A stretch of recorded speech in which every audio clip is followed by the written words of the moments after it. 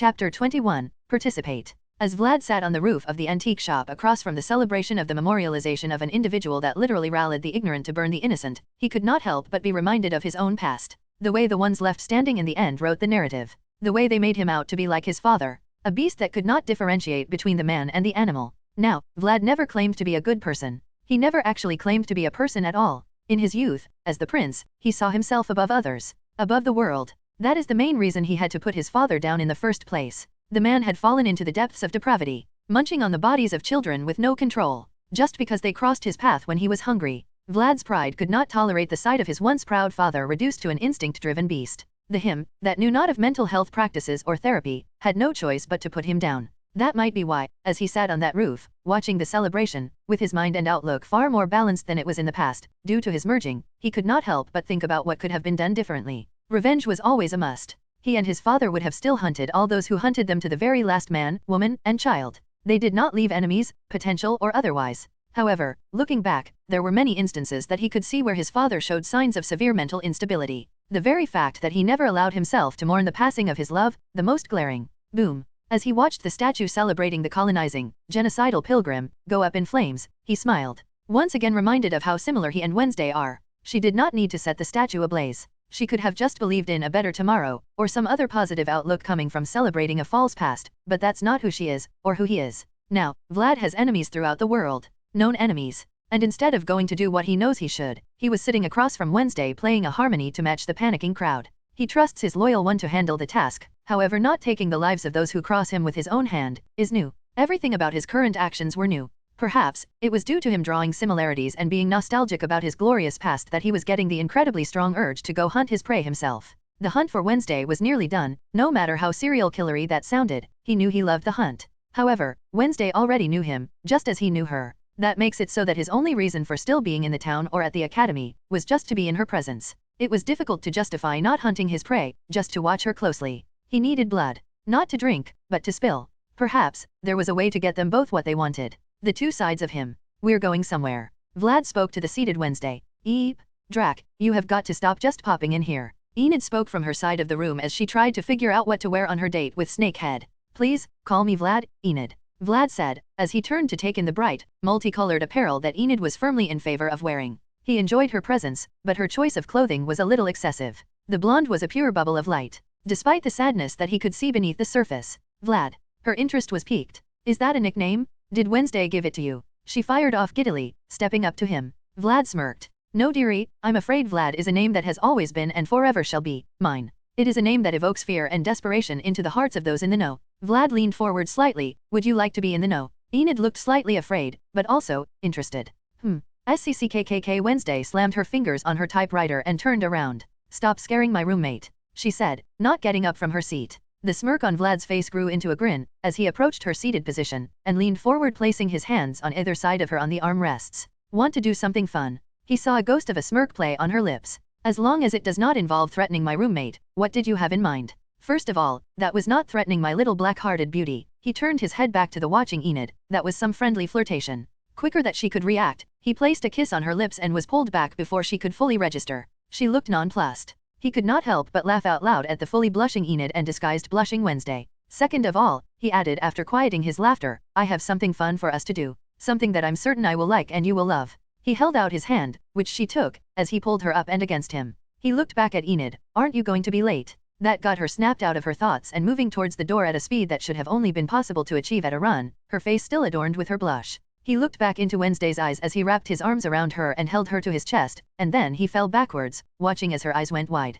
Only, they did not meet the ground. From her perspective, the floor gave way to the darkness. One that she could not see through, however it only lasted a moment before they were falling into the light and back standing on their feet. She looked around. They were in a forest, however the temperature was different from the one that she knew it was supposed to be. Where are we? She asked, looking up at Vlad, who still held her in his arms. Taking in a show. He straightened his arm and from the inside of his sleeve, a blade made its way out, until the handle slid into his hand, which he handed to her. She took it, looking over the detail of the blade. It was a silver metal, nearly black, with a black and gray handle. It fit perfectly into her hand. Where did it come from? It wasn't in your sleeve a moment ago, she asked as she studied it. If she were watching his face, she would have seen his face soften in a perceptible way. It was my mother's, he began. She was born in Egypt, long before there were pharaohs to acclaim the land. She was a warrior and a healer, the heart of my family. When she passed, our hearts went with her. Mine and my father's. We descended into darkness. Him more than me, but both of us drowned in the blood of those who took her from our world. We slaughtered our enemies, lost many friends, and had our revenge. Her eyes were now on his. However, revenge did not bring her back. It only lost more lives. That is why, revenge is so often a wasteful endeavor. He stared into her eyes, imploringly attempting to make her understand. Unless, you are at an absolute advantage. And the only way to do that, is to make certain, you are the hunter, not the prey. These are lessons one must always learn. If there is an easy way to serve your purpose, always take it. The easy way to serve Wednesday's purpose, is simply to make her capable of steamrolling the ants in her path. Come. He pulled her along behind him. Sounds coming into her ears that were once blocked out. The cheers of the crowd. Some boos. But most of all, the sounds of a battle. They came upon a large gathering. A gathering of many different kinds and types. She saw some that looked human, some that did not, and some that were a mix in between. They were all focused on the center of the circular enclosure that they surrounded, where a group of 5 individuals were engaged in a fight that, based on the claws that just embedded themselves into one of the fighters, was to the death. This is something I came upon after taking a trip through a few people's memories a little after I was freed. Apparently, people come from all over in order to fight in these battles, if they believe themselves to be skilled. Some fight to the death, others fight to be the last one conscious. These are low-level combatants. They fight in order to take the pot. The last one standing gets the winnings and a chance to move to a more prestigious event. Are you in? He need not ask. The full-blown smile on her face was answer enough. Are you participating? She asked him. He could not help the smug expression that he took on. Not at this level. Vlad ran his nail across the underside of his wrist. Drink. Wednesday looked at him for a moment. The question clear in her eyes. Then, she opened her mouth and brought his wrist over her tongue. One drop after another spilling out onto her tongue. He could see her pupils dilate, as she took in the taste. He knew he tasted amazing. It was natural. She pulled the wrist down onto her mouth. Sucking. Her tongue playing over his cut, as she sucked out as much as she could take. One single drop would have been enough. However, she was not the only one enjoying the experience. He closed the cut as she stopped her sucking and took her tongue over the area until there was no blood left, and then he used his other hand to grab the back of her head at the same time that she brought her hand that was not holding the sword up to the front of his neck, squeezing, as their lips met. He could taste his blood in her mouth, along with the sweet flavor that naturally accompanied her. They could not be seen, nor could they hear what was going on around them, but they could feel all. They could smell the blood, sweat, and violence in the air. Their senses heightened to the extreme. Wednesday had never felt more entuned with herself or her environment. She could feel her core growing tighter, as she got the urge to run her hand down beneath her stomach and handle that feeling that had plagued her since the second she first saw the man whose blood had just quickly become her favorite dish. Vlad pulled back, his eyes displaying their full vampiric glory. His bloodlust at the highest it had been since he had awoken. He wanted nothing more than to sink his fangs into her body and taste all that she had to offer. But he knew the time was not right. Their breaths were rugged, their eyes bleeding into one another. My blood, he spoke against her lips. It has, freely given, has heightened every facet of your being. But more than that, it will also heal you, he told her, as her body was flushed up against his. He leaned forward and ran his tongue along the side of her neck, followed by a kiss to the same spot. Still sweet. Go and fight freely, my little death. Chapter 22, Satisfaction.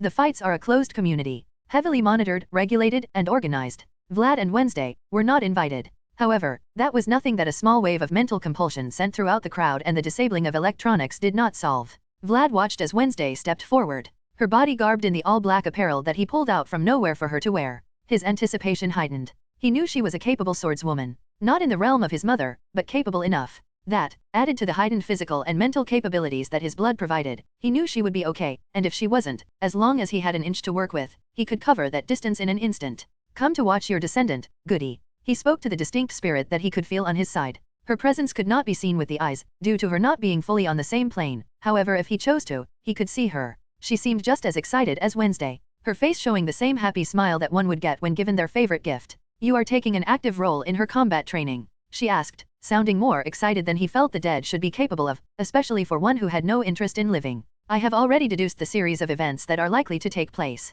The poisoned flower will resurrect the hate-filled pilgrim and Wednesday will have to fight both of them along with the dog that only knows how to mutilate the weak. She needs to be ready, if she cannot solve it beforehand. He turned his attention away from Wednesday, though he could still perceive everything in his surroundings, and put his eyes on Goody. My blood will have an effect on her psychic abilities. She will be able to perceive you on her own, soon enough. You wish to delay her, just long enough for the pilgrim to be revived, so your mistake can be put down for good. He turned fully towards her, his eyes vampiric. You know, I am quite tempted to just pull your soul over to this side, so you can solve the problem that you created. She looked over at him, with an expression absent of fear. You will not do it, she stated. A slight smirk played on his lips.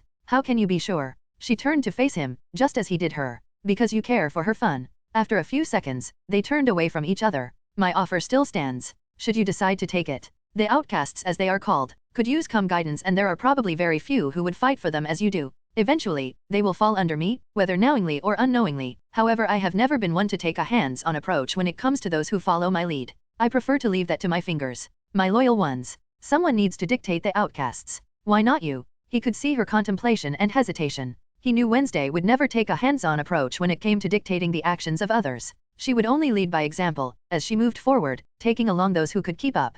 She would hold no hands. Enid was also an option that crossed his mind. A very good one. But she still had her own sense of self to conquer, before she could be the alpha she was born to be. I cannot. My time has passé. Goody, do not forget who you are speaking to. You come from a time when my name still echoed through the world. I know you know the legend of Vlad II.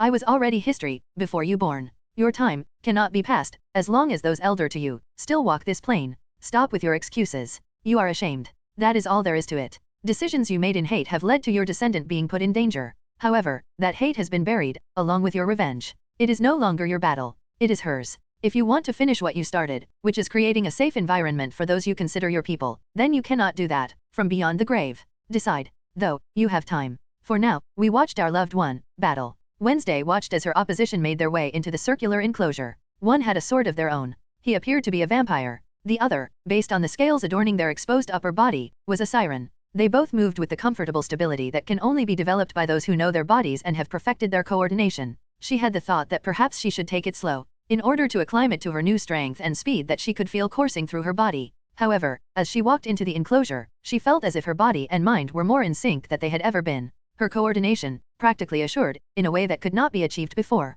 She moved the sword given to her, by Vlad, around her body, getting a feel for the blade that felt like it was made for her hands. He said it was his mother's. He had never truly spoken of her, only when he described her beauty and his love for her, but never had he mentioned her combat prowess. There was likely a story behind why. Perhaps, she fell on the battlefield? Wednesday could not help but acknowledge the fact that she knew very little about the true history of her Vlad. She would need to ask, later. A free-for-all. That was the only description that could be used to describe the type of battle that the three engaged in. They met in the center. Wednesday did not wait for her opponents to make the first moves. As soon as they got within reach, she threw a feint towards the siren, who took a step back, only to continue her motion in a round swipe of her sword to her other side, where blade met blade. She had never been the type to attempt to overpower others when it came to combat. She did not have the body for it. However, when her sword met the vamp's, she noted the slight give in his knees as they buckled. It seemed she was not the only one unprepared for her strength. Her mind moved quickly in an attempt to capitalize on her opponent's broken stance, instantly raising her foot in a front kick to his knee, that brought her opposite down to one leg.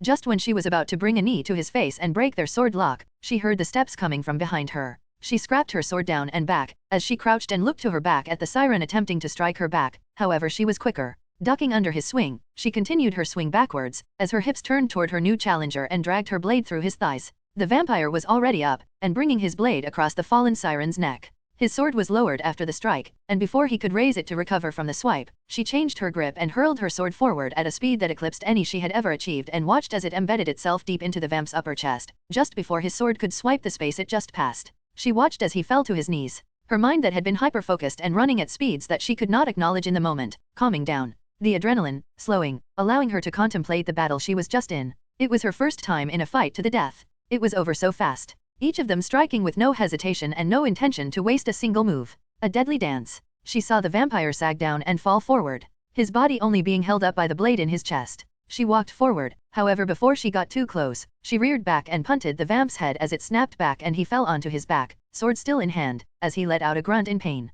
Her perception allowing her to note that, despite him seemingly falling forward, dead, his grip was still tight around the handle of his blade. Before the vamp could recover, she rushed forward and placed her boot onto the wrist connected to the hand holding the sword, and reached down and yanked the blade free, blood spurting out, coating her face. With no hesitation, she plunged it forward, aiming directly for the vamp's heart, with the silver blade. However, before it could strike true, a hand gripped her wrist, one that she instantly recognized. She swung her head to her Vlad, eyes wide, questioning why he stopped her. However, the question vanished from her mind when she saw his eyes. They were stern. She had never seen that look in his eyes. As if he were commanding her, dominating her, dictating her. He reached forward with his free hand and took the sword from her hand. His hand loosening from her wrist and traced down to her hand, providing an immediate sensation of warmth. The bloodlust that had been building inside of her settled. The blade, he began, it will test the will of its wielder. It has tasted more blood than many a blade can claim. If you let it, it will influence you, he told her. Her mind acknowledging the ruthlessness at the very end that was mostly uncharacteristic of her, in this setting, where she had no real enemies, and death was not necessary. She calmed her mind and her pounding heart.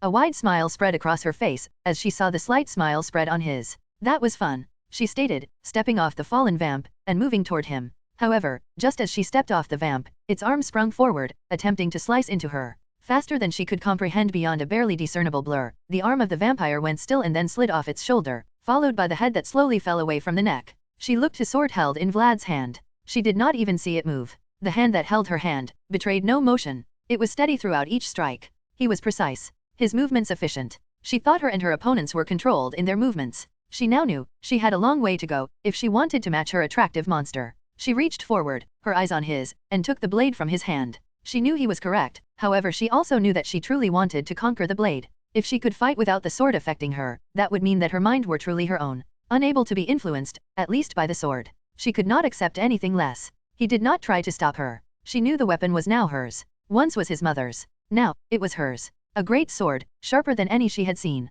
It would be a weapon she would carry with her always, along with having him teach her how to properly wield it. She could tell just from those 2 swings alone that he was more skilled than her father or any other member of her family. He could take her game to another level. A level that would allow her to surpass her mother, perhaps. He smiled at her and pulled her forward by her hand. She looked up at him, her face still covered in blood. Not that he seemed to mind. He leaned forward and took her lips, his tongue working with a flexibility that should not be possible. Wednesday could not help but think about how she would do dangerous things in order to hold on to the feeling she got when he held her in his arms. She was beginning to better understand her parents. The thought would have repulsed her, if she were not distracted by his talented tongue. She should learn that too. He pulled back, her adrenaline and endorphins from the battle still coating her mind and body, coupled with his invasion of her mouth. Her control was waning. She was being influenced by in a different way than the heightened bloodlust brought on by his sword. His sword. His other sword. What type of influence? She stopped her thoughts, taking note of her surroundings. It was only then that she noticed that there had been no sound around her for a very long time. She didn't notice during her fight, or when she was being influenced by him, however she could not help but acknowledge the eerie silence.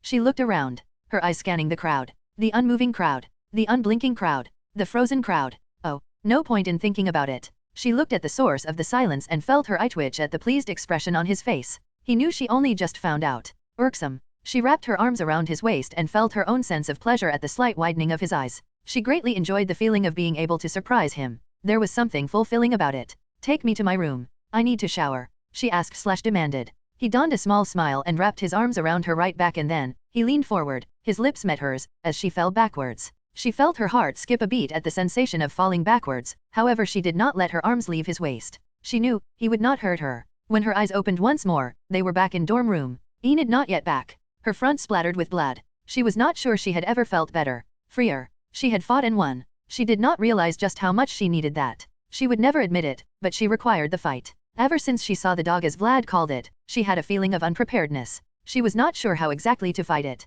She knew she needed in battle and her would swing, however she was not sure if she would win. She now had an avenue to ensure her victory, a way to become truly deadly. It excited her. Many things were beginning to excite her. She looked into the eyes of Vlad. She wondered what he would show her next. It was a new feeling, but not unwelcomed. Not in the least. She knew she should feel disgusted with herself. The person she was, would. However, the person she was had always been tested by Vlad. He knew her mind in a way no one else did, before she had ever even seen him. Now, she was quite certain, based on the way it felt when he touched, when he kissed, that he knew her body as well in a way no one else did, or probably would. Her mother could never know, though, she did acknowledge that she did have questions. Questions her mother could and most certainly would answer. She would answer and she would love every single minute of rubbing it in her face. That she was no different from her. She could not give her the satisfaction. Perhaps Enid could be useful in answering her questions. Chapter 23, Tighter. Gathering the information that she desired was not a simple matter for Wednesday. First, it would be required that she speak about such topics. Such, vulnerable, topics.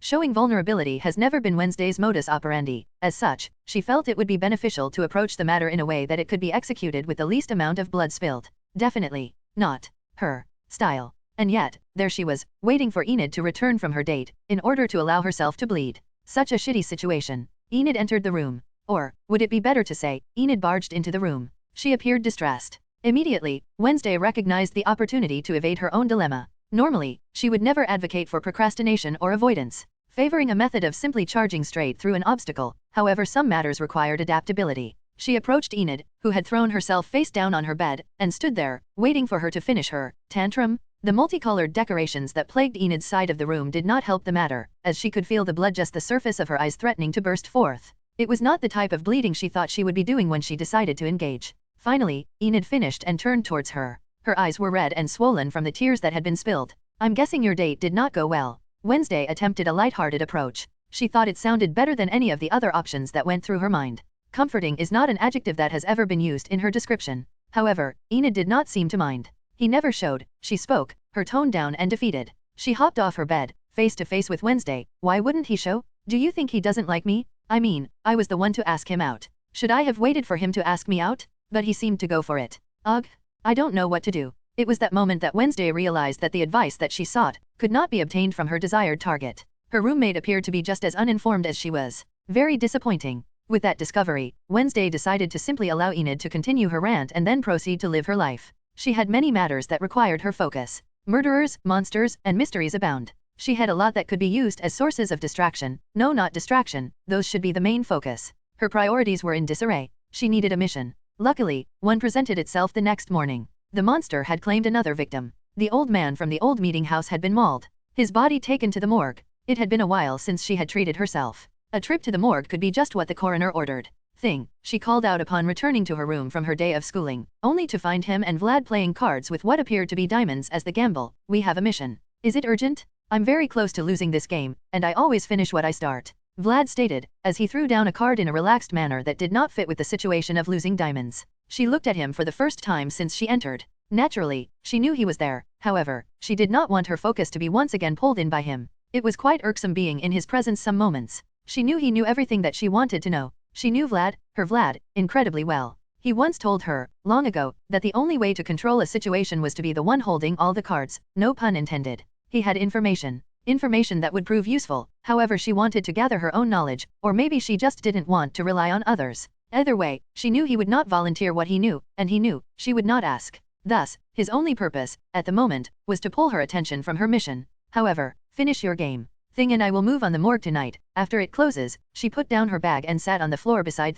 opposite Vlad, as she picked up a set of cards for herself that just so happened to be laid there. There was a time and place for everything, and since she had a goal for later, there was nothing wrong with indulging in a game of chance with him, but only because she had time. Time skip. The mission to the morgue proved to be more enlightening than she had previously assumed possible. The victims each had missing body parts, taken post-mortem, reminiscent of a seasoned killer collecting trophies. Are the killings for sport? Pleasure? Compulsion? There was no point in speculating. Not until she had more facts. Facts that may prove to be in her reach, based on what she saw in class earlier. The ant, as Vlad likes to refer to him, had scratches on his neck, that he claims were from fencing. However, she was no fool. Even before her body had been enhanced and her eyes grew sharper, she still would not have believed that those evident claw marks could have been obtained from a sword. There was simply no way it was possible. An animal made those claw marks, or a monster. Following Xavier had never been simpler. Her control over her body and her synchronicity with her mind was at a level that she had failed to originally notice. Her steps became lighter, quicker, more self-assured. Training with her father and Uncle Fester had given her a foundation that made her capable. However, her mind and body had limits.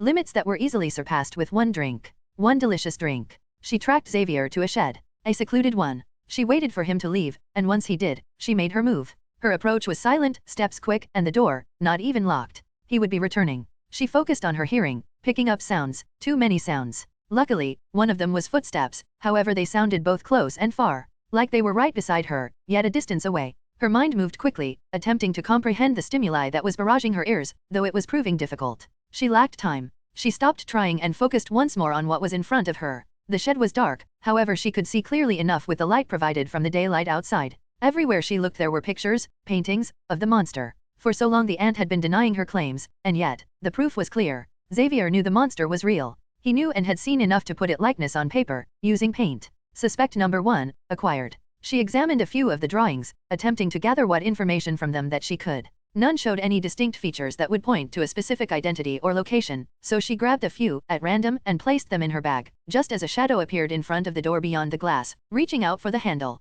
Shit. She had been too focused on trying to discern what she could from the pictures and seeing as much as she could, that she unknowingly blocked out sound. That could be inconvenient if left untrained. Options? Her mind moved quickly. There were several options, none involved not giving up her current advantage that was acquired with Xavier being unaware that anyone was on to him. If known, he could be more careful. She did not want that, therefore, she went with the only option available. Literally, the only one. Get me out of here. Immediately, she felt a pair of arms wrap around her from behind and the world around her went dark for a brief moment, before she was back in her room. In her room. Still being held. She let her head fall back. The only thing that could make the embrace more comfortable is if he were, at the very least, attempting to squeeze her to death, however he just held her. She supposed she could accept it, for now. His hold became tighter. Perhaps she would have her wish. Tighter and tighter. She could not help the smile that spread on her face. He knew her well. She could feel the arms squeezing her upper stomach, just under her breasts. It was becoming difficult to breathe.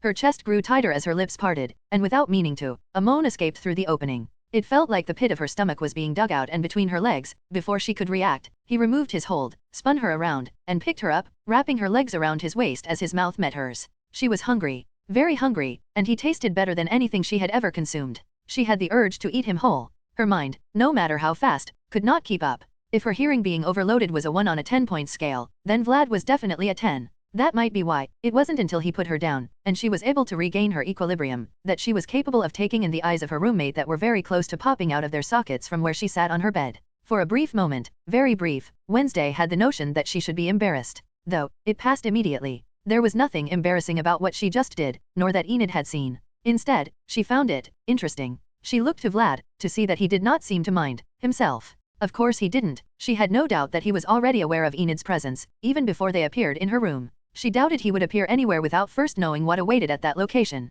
Clearly, he did not mind, and if the smirk on his face was anything to go by, he seemed to find it funny. She was not sure. More questions. Perhaps being stubborn was not the wisest choice. Her mother had knowledge. Knowledge that she required. Parents' Day was just around the corner and they would be coming to visit. Only a fool would fail to utilize a valuable source of information, no matter how insufferable they may be. Chapter 24, Hot Lips. OMSQI, was the only thought that entered the mind of the normally cheerful roommate of Wednesday Addams. Just when she found herself at her lowest point, she was able to witness something that made more sense than anything ever had. A simple kiss. A simple romantic kiss between two very hot people that made her gradually chilling heart light on fire. Once again, Enid had never been one for subtlety. She had marched forward through life keeping her head high, and her smile wide, no matter what happened in her life. However, she had to admit that being stood up had left her with a feeling of anger that was rarely able to be produced by another that didn't involve her mother and lectures on her failure to take on her full werewolf transformation, though, those events may have been more sadness-inducing than anger. She was no longer sure which took the forefront. Perhaps, that's why she felt so drawn to her roommate? No matter what she was doing or who she was with, in the back of her mind, she could not help the small voice that told her that she was being judged, that she was letting them down and herself. Except, with Wednesday. Never, not once, did she get the notion that Wednesday would or even could judge her for her inability to fall into her pack. In fact, it might be the very opposite. As long as she stood outside of a pack, she knew that Wednesday would only give her a pat on the back. In her mind, Wednesday doesn't do touching. Or at least she didn't. As Enid sat there somehow juggling a million thoughts and no thoughts at all, she could not stop her eyes from drifting from Wednesday's form, to the one who she allowed to touch her. Fuck. Enid's mind produced, in what would surely be the most monotoned exclamation that she would ever make. However, there were some things that could humble the most energetic of individuals, and D was definitely one of those things. He was just too gorgeous. Hair that seemed both smooth and curly, at the same impossible time. Skin that looked like the tastiest honey. Muscles bulging from under the sleeves of his shirt as he held Wednesday, threatening to split the fabric that showed that it wasn't just his chest and shoulders that were sculpted marble. And that ass. Enid took a breath. He was dripping in sex appeal. Everybody knew it, but so very few ever got to see it. She relished the moments like a treat. He was just that good looking. Even better looking than Ajax, somehow. Though, the most important aspect of him is that he was always there. Whenever Wednesday wants him or needs him, he just showed up. She would never have to worry about being stood up. Enid couldn't help the envious thought from making itself known. Rarely did she feel jealousy. Of course, it happened from time to time, but only in moments of weakness. Usually, after she spoke to her mother. Otherwise, she could hold firm to the belief that no matter what, she would be okay. Everything would work itself out. Only in moments of profound weakness would she let her heart bleed out for the world to see. Watching her roommate kissing the most delicious-looking guy, right after she was stood up, was definitely a moment of weakness, yet, it somehow also made her feel better. They just looked so good together. Wednesday with her gothic chic and D with his whole dark prince vibe that he just seemed to exude. Eep. They see me. Should I leave? And go where? This is my room, not the set of a very high-quality nudie video, that I definitely would not watch, not keep watching. I'd watch a little. It could be educational, and hot. Very hot. Wednesday doesn't even seem a little bit embarrassed. How does she do that? And D, he should smile more often. If I wasn't already turned on, that would do it. I should say something, anything. After a relatively stretched silence of Wednesday watching Vlad and Vlad watching both Enid squirm and Wednesday watch him in a masterful display of divided attention, he decided to break the proverbial ice and let his majestic voice flow. Vlad leaned down and placed his cheek on Wednesday's forehead as he spoke. I take it your date did not go well, he asked Enid, taking pity on the poor stupefied girl. She looked so very vulnerable, yet still loud and wild. A tough combination of aspects for a wolf to pull off. So human, yet so animal. Perhaps, that is why she could not reconcile the two parts of herself into a whole. Yet, anyway, he felt she was close. Close to finding the strength within herself that she sought. Enid had the gumption to look embarrassed, and then sad. He didn't show up. She spoke, her voice low, her eyes down. So very human. A wolf would be raging long into the night for such a slight. Vlad spread his senses, covering the entire academy. That is very embarrassing, was the first thought he had upon noting the petrified form of Ajax getting out of the shower. He thought for a moment on not telling her. Stupidity should not be rewarded with kindness, and the boy showed stupidity. However, he truly did not like to see his little wolf melancholic. She was better served making the world bright. Wednesday could handle the gloom. Therefore, he held out his hand to her. He could see the panic flash across her face, as she looked from the hand to her roommate and back to his face. He had the urge to bless the world with his laughter as he took in the scent of lust that burst forth from the little wolf. No doubt her imagination must be as wild and vivid as her wardrobe. He would not correct her. He simply continued to hold out his hand. He could feel Wednesday looking between them, the questions practically rolling off of her in silent inquiries. Enid still sat, looking like she was imagining all kinds of scenarios based on her incredibly expressive face that did nothing to hide her thoughts. Nothing suppressed, nothing hidden, nothing masked from the world. The exact opposite of his little death, whose thoughts and subtleties only he could deduce. Though, it made sense. Wolves were not meant to suppress their instincts. Only wildness for the wolf. Come, he suggested/commanded, to which she immediately complied, as she practically bounced off the bed, only to rush the first 3 steps and then seemed to regather herself and walk slowly forward. Her eyes darting from the hand to her roommate and back to the hand. She seemed incapable of looking Vlad in his eyes. He did not mind. Some sights are just too much when one is not fully in control of themselves, and he could see that her instincts were rearing their head in a most vicious way. If Wednesday was a dark, controlled desire, akin to a volcano that was active only beneath the surface, then Enid was a full-blown eruption.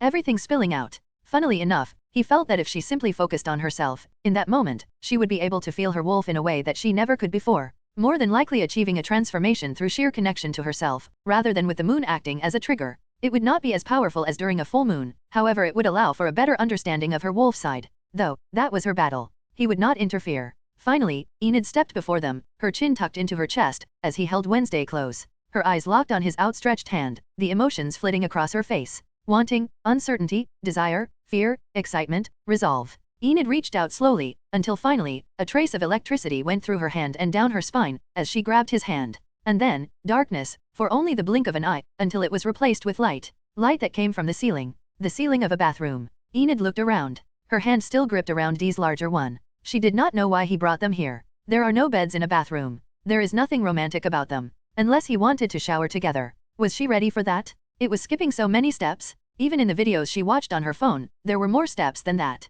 I mean, they haven't even kissed and they're already showering together. She was not sure she could handle it, and based on the wide eyes of her roommate, she seemed to be thinking the same. Enid's thoughts ran quick. She did not truly know what to feel or what to do. It was only an hour ago that she thought she was going to a makeout session with Ajax, and now she was about to shower with her roommate and her roommate's too hot to handle boyfriend. It was too much. So much she thought she might burst. Her eyes scanned the area, taking in what she could, despite her mind moving faster than her body could catch, seeing that they were alone. It was just them. Well, them and a statue. A statue with snakes for hair? A statue holding a shower curtain, reaching out towards a mirror. A statue that she 100% recognized. Hold up. Enid's thoughts ground to a halt, as she took in the figure arrested in suspended animation. Petrified in a way completely different to her own. She stared at the statue for a long moment. Then, she looked at Dee. His face didn't show it, but she was certain she could see his beautiful eyes laughing, probably at her. Definitely at her. She wanted to die. It was the only way. She felt like she was literally about to drown in an ocean of humiliation.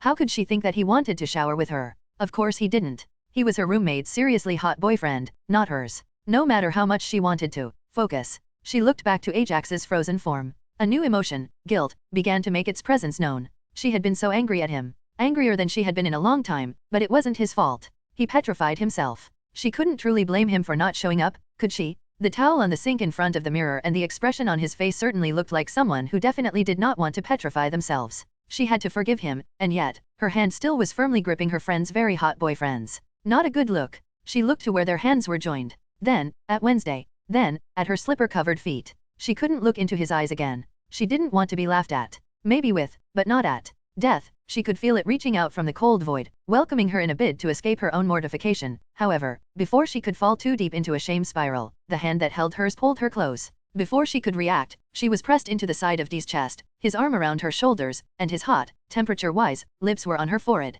Fuck shame. It's a waste of time. Did she feel shame when she couldn't wolf out? Yes. Did she feel shame when she thought she was stood up a little while ago? Yes. Did she feel shame when she thought she was being laughed at? Yes. However, she was not weak. Shame is for the weak of heart and unfabulous. She was too fashionable to feel shameful. Enid melted into his chest. All earlier notions swept away, until he pulled those hot lips back and ran his hand from her back, down her arm, and back to her hand. She looked up at him, and sure enough, his smile makes everything seem silly. Any negative emotions she felt, burned away with the heat from his lips. Thanks, she said, her own smile meeting his. She looked to Wednesday, however she was unable to figure out what was going through her head, as always. But, she wasn't worried. She knew Wednesday well enough to know that if she had a problem with anything that was happening, she would let it be known. After all, her roommate was a badass. And just like that, they were back in their room. Ah!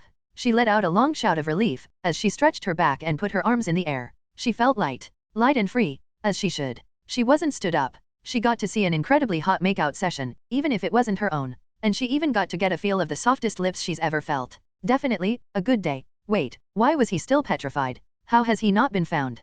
Chapter 25, Annoying. All this time wasted. So many moments to be had, and yet no opportunities have been seized. Thing, how could you not tell me? Vlad questioned imploringly of the appendage that he held in his outstretched hand. Thing attempted to sign his answer using his dexterous phalanges, however Vlad would have none of it. No, Thing, just no. There are no excuses to be had and no circumstances that can be misinterpreted. You have failed your city, my apologies, you would not get that reference, but if you did, you would know how serious this is. She doesn't even have a dress. Vlad finished his dressing down of the appendage, his voice booming throughout his solo dorm room, after he had abducted Thing from Wednesdays, moments ago. Thing had a lot to answer for. His betrayal came swift, abrupt, and would not be easily forgiven. If Vlad had not randomly spread his senses throughout the academy to check on the several insects that scurried about, he never would have learned of such an event until it was too late. Okay, Vlad. Take a second, deep breath in, deep breath out. Wait, I don't even need to breath, deep breaths do nothing for me. Well, Thing, I have tried all the ways I could think of to calm down. I said the words breath in and breath out, just like they do in the movies, and yet my anger still burns like the fires of purgatory. Looks like you'll be caught up in them. Vlad spoke, as he made his way to a bucket of water that was 100% not previously beside his grandiose chair. No matter how much you moisturize, Vlad's voice took on a low solemn tone as he brought the hand close to his face so it could look into his narrowed eyes. You will forever remember how pruny you became today, and know that the dry and flacked skin that follows will only be the fault of your own failings. Just as Vlad was about to move the hand from his sight and plunge it into the bucket of too warm water that both knew for certain would strip the natural oils from Thing that he was so proud of, the appendage sought to make one last stand. Tap tap tap snap tap. What do you mean you know of a dress? Tap tap snap snap tap. Has she seen this? Snap tap. And she truly showed interest in it? Never mind, based on what you've so thoroughly described, it sounds exactly like one she would like. Very goth chic. Perfect for a funeral or a wedding. She has great taste, but I can find something far better than what this small town has to offer. Vlad stated, a proud smile gracing his face at the preferred fashion of his little death. Style was incredibly important. Okay, Thing. Perhaps, there is a way to save yourself yet. Vlad once again brought the hand to his face, only this time, he sported a, while still handsome, very unsettling smile. If my little death is going to be escorted to a dance, then it will be a dance to end all dances. Ha ha ha ha ha, perhaps I should get out more. And with a snap of his fingers just to add flavor, he dropped Thing into the bucket, and vanished, only leaving behind a note of instructions for the grateful appendage to follow, that could only thank his good fortune that he was not trapped within and left to chap. Vlad appeared behind Wednesday and Eugene in the cozy little cave that seemed to have been used to train a very bad dog, interrupting whatever shenanigans the two were getting up to. He wrapped his arms around her from behind before either of them could take in his presence. Not for a second considering that they might have been on edge. Before his arms could fully embrace her waist, she seemed to pick up the sound produced from his weight snapping a bone on the ground, and whirled around, backhand at the ready, only for Vlad to duck underneath the swing, and grab her from the front instead. He gave her a quick peck on her soft lips. Hello, gorgeous. He spoke, his voice dripping with that good stuff so sexily that he had to perk an ear in Eugene's direction to make sure his uninoculated heart could handle the heat. Can't have the young boy dying because he couldn't keep his sexiness contained only to those who had gotten slightly used to it. He couldn't help but acknowledge in his mind how considerate he was. Truly a good person. Wednesday let her arm that had been swung rest on his shoulder, as if she couldn't be bothered to put it down, however he knew the truth. She just wanted to get a feel of the hair that flowed over his shoulders. He understood. As Scrappy Coco once said, his hair was silky smooth. Why do I feel like you're thinking very unnecessary things? Wednesday droned out in a deadpan, as if she knew that he had gotten caught up in his, while factual, frivolous thoughts. She knew him well. Vlad placed another swift kiss upon her lips. I've learned something new. Something that you failed to tell me, no doubt hoping I'd take it upon myself to make the request. Vlad could see the wheels turning in her head. Her eyes, although barely discernible, were searching, right up until she saw the smile that stretched across his face, then she knew. He could see the slight panic appear on her face. He couldn't stop the low laugh that echoed out from his chiseled ABS, the sound reverberating off the cave walls. That's right, Scumpamea. Prepare yourself. It will be a night to remember. Wait. He was already gone. Wednesday ran, as quick as she could out of the cave, its contents quickly completely overshadowed. She had bigger bats to fry. Eugene came running up behind her. His presence, she had momentarily forgotten. Was that Dracul? He joined the club earlier in the year, but he never shows up. Eugene began a rant of his own. Sometimes, my glasses disappear and I can't find them anywhere until a little later, when they just show up on top of my head. At first I thought I was going crazy, but look, my glasses are gone again. He points to his face. They were just on my face. I was wearing them and now they're gone. He disappeared along with my glasses. Eugene stated, his heart swelling with joy at knowing that he was not insane. Luckily, he reached into his pocket. I started carrying around another pair, just in case I lost them again. A beekeeper is always prepared. He finished, flicking his spectacles onto his face with a confidence that only comes when one slays a dragon. He had his answers. Any idea what he uses them for? He asked his fellow beekeeper. Wednesday thought for a moment, then looked back at him. To be annoying.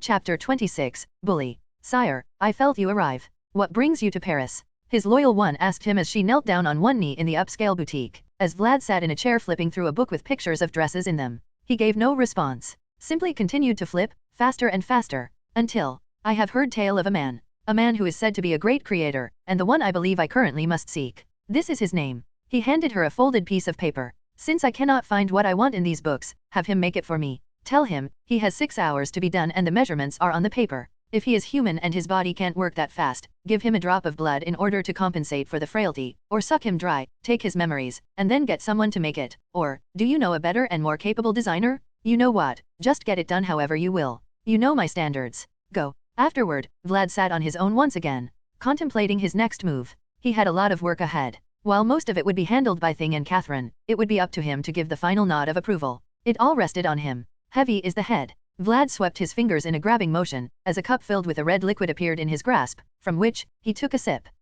Based on what I've gathered, the dance has been organized by the normie insect educator. While she has proven to be quite resourceful based on what I've gathered from the walkthrough of her mind, I have no doubt that she will not put her best demented foot forward when it comes to putting on a spooktacular event. No doubt in her attempt to appear sweet and caring, she will neglect her main duty, which is to put forth a night for his Wednesday to remember. The steps I've given Thing to enact should provide a far better playground. That simply leaves the outfit, which has also been handled. Now, all that is left is providing a look for myself. It has been far too long since I've had a well-tailored fit on this body of mine. In hindsight, I probably did not seek out proper form-fitting attire in order to make certain the masses did not collapse from the sight like a well-executed hacky bomb. I'm such a good person. However, those bastards can now die, because it is time to suit up.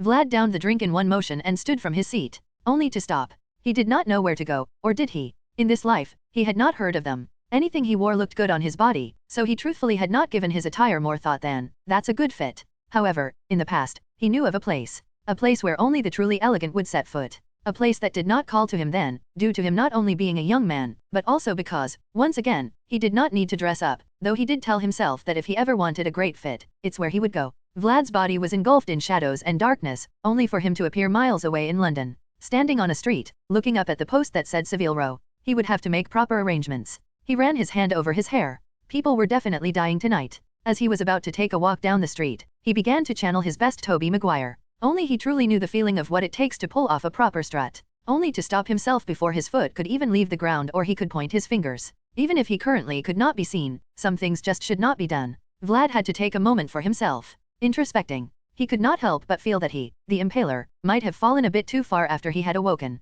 Even in his first life he had never allowed himself to fall into the bully Maguire. His self-esteem would not allow it, no matter how much he enjoyed indulging in proper culture, some things just went too far. Vlad looked at his hand in wonder. He hadn't noticed it before, but it explained a lot. He felt lighter, happier, secure. In his first life, when the most danger he had to face was those of his own choosing, he never truly felt secure. He always knew he was human, mortal, weak to so many aspects of his existence. He could fight, very well. He kicked ass all through his childhood. He was trained for it. Which is how he came to learn that no matter how strong he became, there were limits that he simply could not break. It left him with a hollow, empty feeling. In his second go at life, before he acquired his memories, he was at first mortal, still kicked a lot of ass, and still felt weak at times. However, he was also greatly unchallenged by anything that he could not handle. There were no governments that could take his freedoms. No assholes that could throw out a petty lawsuit. No fucking taxes that required him to bend over and spread them. There was nothing that stood above him. Not even his own father, really. While his dad was king, he had outgrown him quite early on.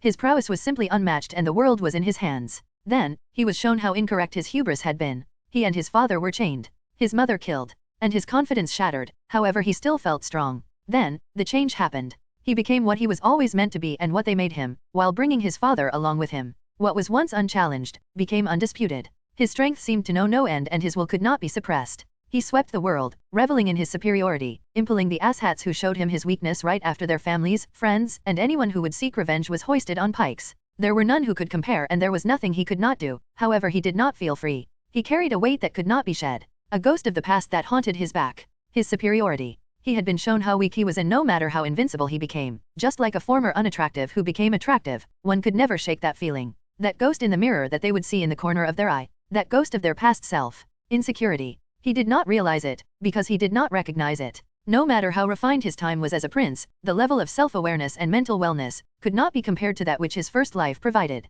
Everybody walked around talking about how woke they were to every single fucking thing, that no matter whether one took an interest or not, they had no choice but to acquire a contact high every now and then, and he was no different. Not only that, but he also had an interest in psychology, so he was pretty fucked with the self-behavioral analysis either way. Am I being offensive? Insensitive? What motivated me to do XYZ? It was because of this humility that he was able to recognize, in his first life, where the feeling of hollowness in his stomach came from. His longing to be something more. A longing that he had forgotten. After his merging, he did not recognize the feeling of fulfillment that he had acquired in the depths of his very soul. Wednesday had his full attention, and as a prince, introspection was not really his thing and despite his mind flowing smoothly with the memories of his first life, his sense of self was still driven by his time as a prince. It was such a large presence that, despite his first life being quite nice, could not compare to the vast quantity of majesty that was Vlad the Impaler, the Dark One. Now that he had almost disgraced himself in such a way, he could not help but recognize that his soul was light, full. There was no hollow insecurity,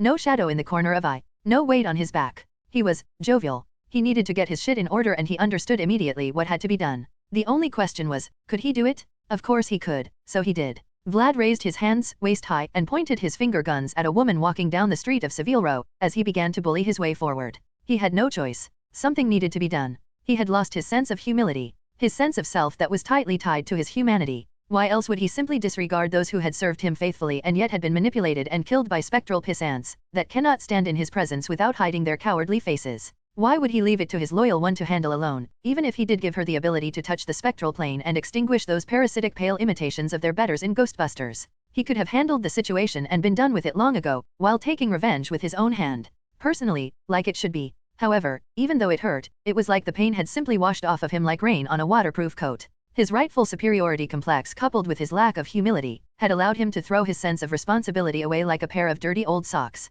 Looking at himself in that light, he could not help but feel a slight sense of shame. He had seen Gilgamesh lose himself in pride and hubris and yet, despite liking the character in a major way, he never once wanted to fall into that trap himself. He wanted to be inevitable, but never an asshole. The longer he walked and got his bully on, the more he felt his humanity returning in droves. It was incredible. Exhilarating even. It was one thing to be majestic. However, it was a completely different kind of experience to be majestic, while also being able to look within oneself in order to truly be able to recognize the why and how of who you are, in a way that was not simply superficial. He could feel himself becoming deep. No matter how much one believes they know, there is always room to grow. This pain, this sense of responsibility, this desire to make a change in the world for the better, that part is not needed. A true monarch does not simply serve themselves. They also must serve those who serve them. I had forgotten that. It looks like I will be taking a vacation from attending to my education. I need to know the who, the why, and the how. Spirits should never have been capable of influencing my people in such a way and yet, I have work to do. Once again Bully Maguire, you have led a man down a better path and helped him realize how far he had fallen.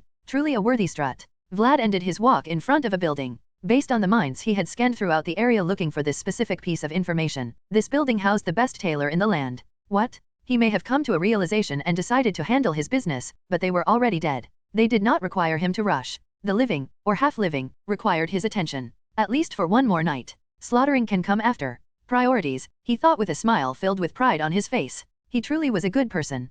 Chapter 27, Acceptance. I do not like this. A voice could be heard in the dim dark room that was the meeting place of the Nightshade Society. The voice somehow echoed throughout its surroundings, filling the already monochrome space with a touch of melancholy. Seated in a singular chair in the middle of the room was one Wednesday Addams. A Wednesday Addams who, at that moment, was incredibly peeved. Wednesday believed that the most skilled individuals were the ones who were capable of adapting to their circumstances and grasping everything that a situation had to offer. She wanted to be the one holding all the cards in her hand. That is why, when she was presented with the possibility that she would be on the receiving end of the machinations of another, no matter how much she trusted that one, she still sought to take control of the situation. That was her reasoning. Her reasoning behind her attempted escape away from his clutches. An attempted escape that ended so abruptly that by the time she was finished blinking she was already tied and bound to a chair in the club room of her mother's former society. And if that weren't worse enough, she literally found herself staring directly at the picture of her mother's proud face, in all her beauty. Kill me, was the only thought that she could muster as she sat there and released a heavy sigh. In hindsight, she knew it was a foolish endeavor.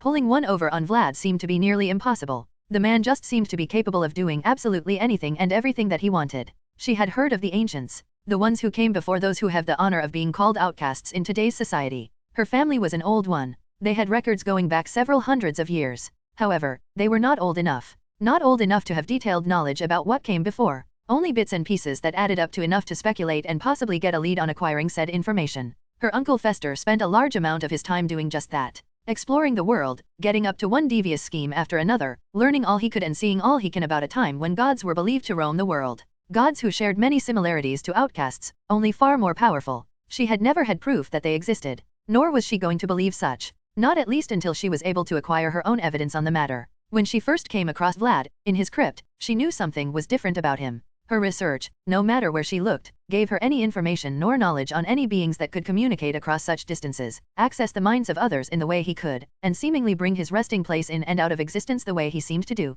She had seen it. The way the crypt faded in and out of her sight, in the beginning. And then, how no one ever seemed to see it when she visited later. Only her. When she asked Vlad about it, he told her that only she was allowed to see, because only she could feel. They were connected. It made her feel special. She had never believed herself to be special. She knew she was driven, focused, and goal-oriented. But those did not make her feel special. Only capable. What made her feel special was the fact that she had a friend. A friend that only she could know. Not her parents, nor Pugsley, or anyone else. Only her. She wanted it to stay that way. It was only after coming to Nevermore and missing the fact that his presence seemed to be silenced in her mind in a way it only was when he went into his deep sleeps. If she had noticed, she would have believed it was because she had monsters to slay. However, she had not noticed. That was unlike her. She always noticed his absence when he slept, and always noticed when he woke. A sense of warmth always accompanied his presence. A warmth that, instead of taking away from the coldness of her heart, only seemed to envelop it. Like a hug, without the unnecessary touching. However, she had not noticed.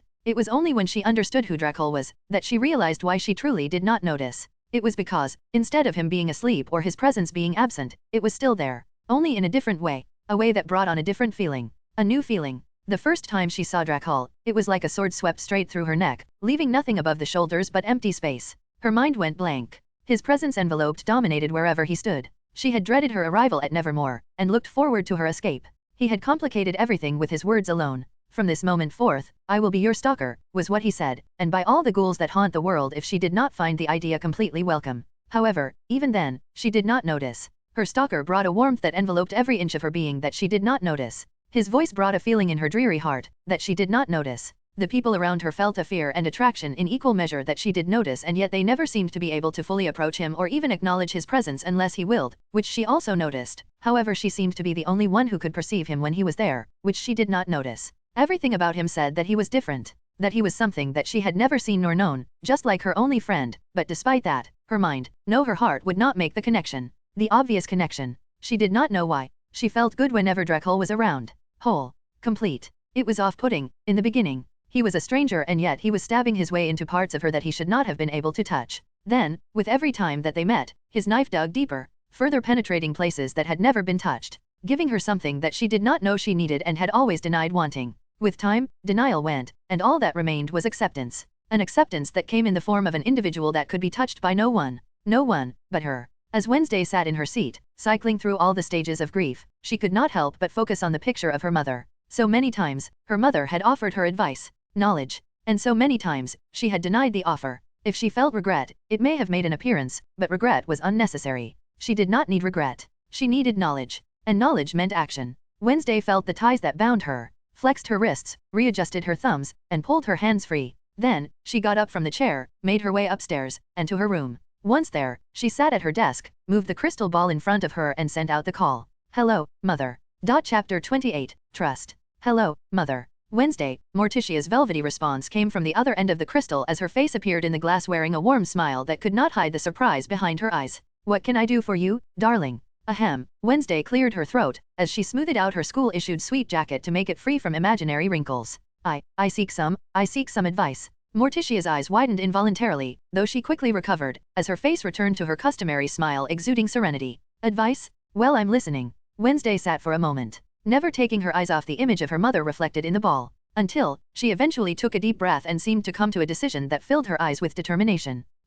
There is a boy who I know, and he seems to be interested, as am I, in dating. So I seek your advice on how to know what one is supposed to do in terms of such matters as the ones that I have stated. As Wednesday spoke, Morticia's eyes, which had previously returned to their resting state, shot open as her lips parted wider and wider the more she heard her daughter expertly elaborate on her conundrum. There were many things Morticia believed that she would have to do daughter's sake throughout her school life. Bribe a judge? Of course. Bribe a family? Definitely. Cover tracks? Without a doubt. Give dating advice?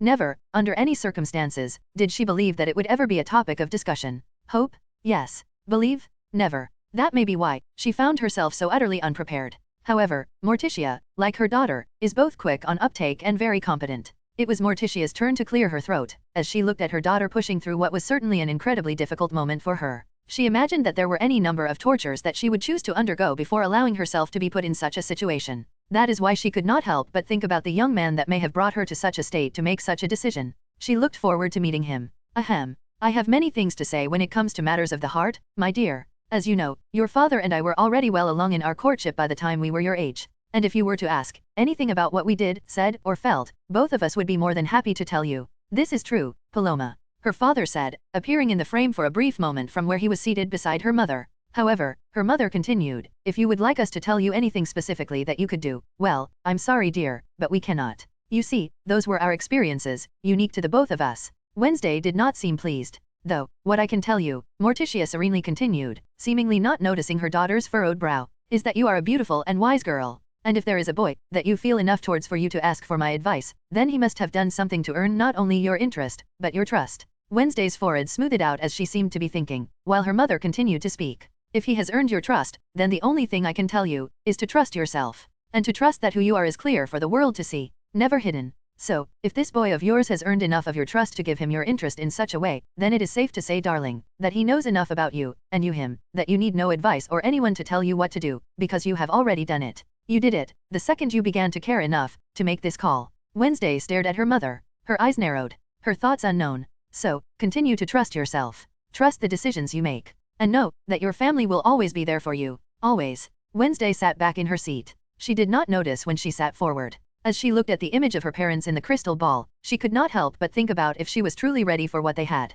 However, the thought passed quickly. She would never have what they had. Her mother was right, no matter how much it pains her to admit it. She was different. Vlad was different. Whatever they become will be something that is all their own and more than a little unique. Wednesday straightened her back and recentered herself to stare confidently at her mother's smiling face. With a quick nod of her head, Wednesday spoke. Thank you, Mother. I will take it from here. The smile on Morticia's face grew as she nodded back in response. Her father piped up from off to the side, slightly off screen. Go and get him, mi pequeña Paloma. Moi. As the image in the screen faded and the call to her parents ended, Wednesday stood from her chair, turned and leaned back on the edge of her desk with her arms crossed, as she looked at the beautiful individual that was laying back on Enid's bed across from her. I thought about leaving, but that just seemed silly. Vlad spoke. His face unreadable, as he looked up at the ceiling. Wednesday stood from her lean and strode forward.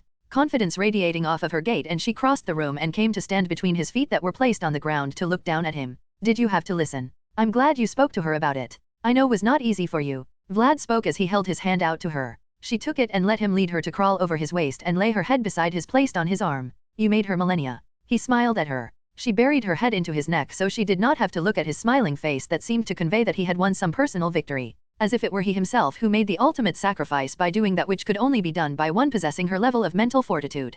Quite insufferable. So, when are we going to this dance that you seem so committed to attending? Wednesday asked as she raised her head back up onto his arm to look at his eyes as she spoke. Do you have a dress? He questioned her. She paused for a moment, only realizing in that instance that the thought had not crossed her mind. She did have the one that she wore when she arrived, though the idea of wearing it did not exactly sit well with her for some reason. No worries, Vlad spoke out before she could admit to her blunder. I have taken the liberty of acquiring a few for your perusal. Upon finishing his statement, Wednesday could feel them sinking further into the bed, and she knew what was coming next. Upon opening her eyes, she found herself in a dimly lit warehouse, with the only source of light being the spotlight shining onto the rows of dresses in black with different designs. Some had long sleeves, some short, some had none. Some were long, some medium, some short. Some had slits in various places, and some had frills. Some had shades of red, yellow, or purple. There were many different kinds, but all of them were beautiful. She had no fucking clue what to do. Should she try them on? Or just pick one at random? Maybe choose the one that looks the best, they all look appealing. Vlad looked at her face and immediately recognized the fact that shopping amongst a vast selection was truly not her thing. Which is why, these are some of the many options that you have to choose from in order to give you an example. However, there was one that I had custom made that I believe you would prefer above all others. That may not have been entirely true. While he did have his loyal one put the screws to an individual in order to get a custom gown produced in the span it takes to watch a movie or two, he was not actually sure that she would prefer over the ones shown. He just knew that if he gave her a singular choice, and she liked it, then she would stick with that with no hesitation. So, he wanted her to know that she had options. In hindsight, Vlad recognized that it might have been more logical to employ the services of Enid or Catherine in his dress pursuit. However, she still would have been shopping and still would have hated it. Wednesday looked back at him. Where is the custom-made one? Vlad snapped his fingers and another spotlight shone off to the side, illuminating a dress that seemed to reflect a night sky full of stars, if it were not for the fact that it was indoors under a spotlight. The dress was a pitch-black sleeveless long gown with a slim waist that seemed to have diamonds situated throughout that reflected off the light that shone from above like stars in the night sky. Wednesday approached the dress, her face impassive. She seemed focused. Decided. Vlad stepped with her from behind as he waited to hear her decision vocalized as she stood in silence staring ahead. He found himself building an urge that quickly became overpowering to him as he himself came to a decision. One that he would choose not to regret. Say it. Out loud. Although, Vlad's voice could be said to be one of the most enticing sounds that had ever graced the world, he could not help but let the thought of cringing to pass by his mind.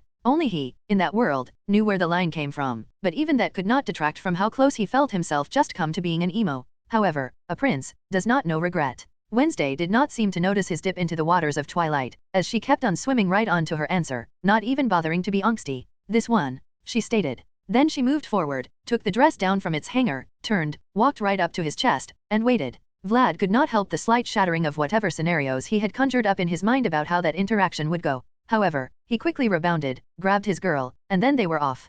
Chapter 29, Dance. A great individual once said, true love stories never have endings. Vlad would agree. All the greatest romances live on through those who came after in order to tell the tale of heartache and triumph that goes into every great love story. That is why, Vlad felt absolutely no remorse when it came time for the dance and he watched as the cheerful winter wonderland was transformed into a flaming abyss that only the bravest or fireproof would dare enter. He watched the frightened youths and confused faculty make haste to reach the exits as the decorations were engulfed in black flames, burning away the surface of what was, and leaving behind a room worthy of being attended to by himself and Wednesday. What was once a vibrant spectacle of icy decadence, had become a dark dungeon of flickering flame that refused to go out of the room adorned in all black everything. Black walls, floor, tables, chairs, banners, and burning abominable snowmen that seemed to not want to melt, seeing as how the flames simply danced along them. His personal touch. It took a lot of work and man-hours. A lot of people had to be compelled to work quickly and he even had to disguise himself a few times by wearing glasses in order to sneak into a few places. Thing was given a list of how everything should look. A teacher was brainwashed into thinking she was meant to replace her decorations with the ones brought in by his people and he even had to do a little practice to conjure soul flames that burned only what he wanted them to.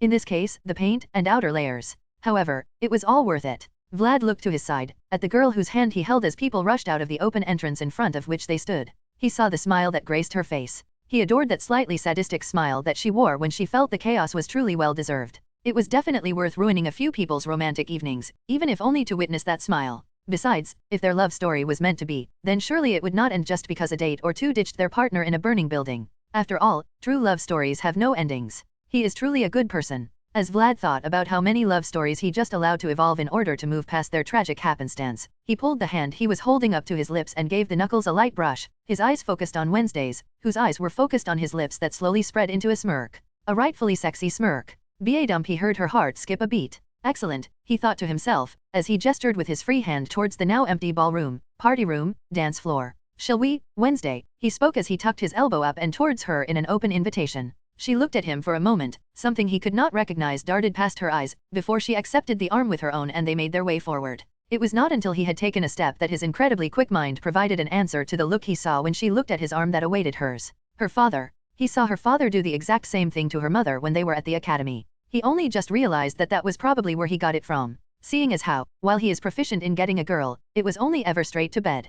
Courting a woman is an entirely new experience. Vlad could not help but wonder what thoughts went through her mind when she saw the incredibly familiar gesture. If what she says is true about how frequent her parents are with their displays of affection, then surely her father taking her mother's arm in his own while whispering sweet nothings must be a common occurrence. He would have to be careful. Perhaps, pull inspiration from other sources of romance. Maybe he should get a boombox? Nonetheless, tell me, my dear, would you have preferred we kept the riffraff in attendance? He asked her, as they crossed the entrance, which immediately shut after they were clear. Wednesday thought for a moment, taking in her surroundings, noting every detail, and then resting her gaze onto Vlad's exquisite features, as the sadistic smile once more graced her features, only this time, it was accompanied by something else. Something less, look at them flee, and more you are mine. He did not mind. No, this is fine, for now. Perhaps, let them in later. After we leave. She spoke. Her words leaving no doubt, just confidence in her decision-making. If he did not know her as well as he did, he would truly believe that she had it all figured out. It is a fact that when it comes to confidence, it is always best to believe it until it becomes true.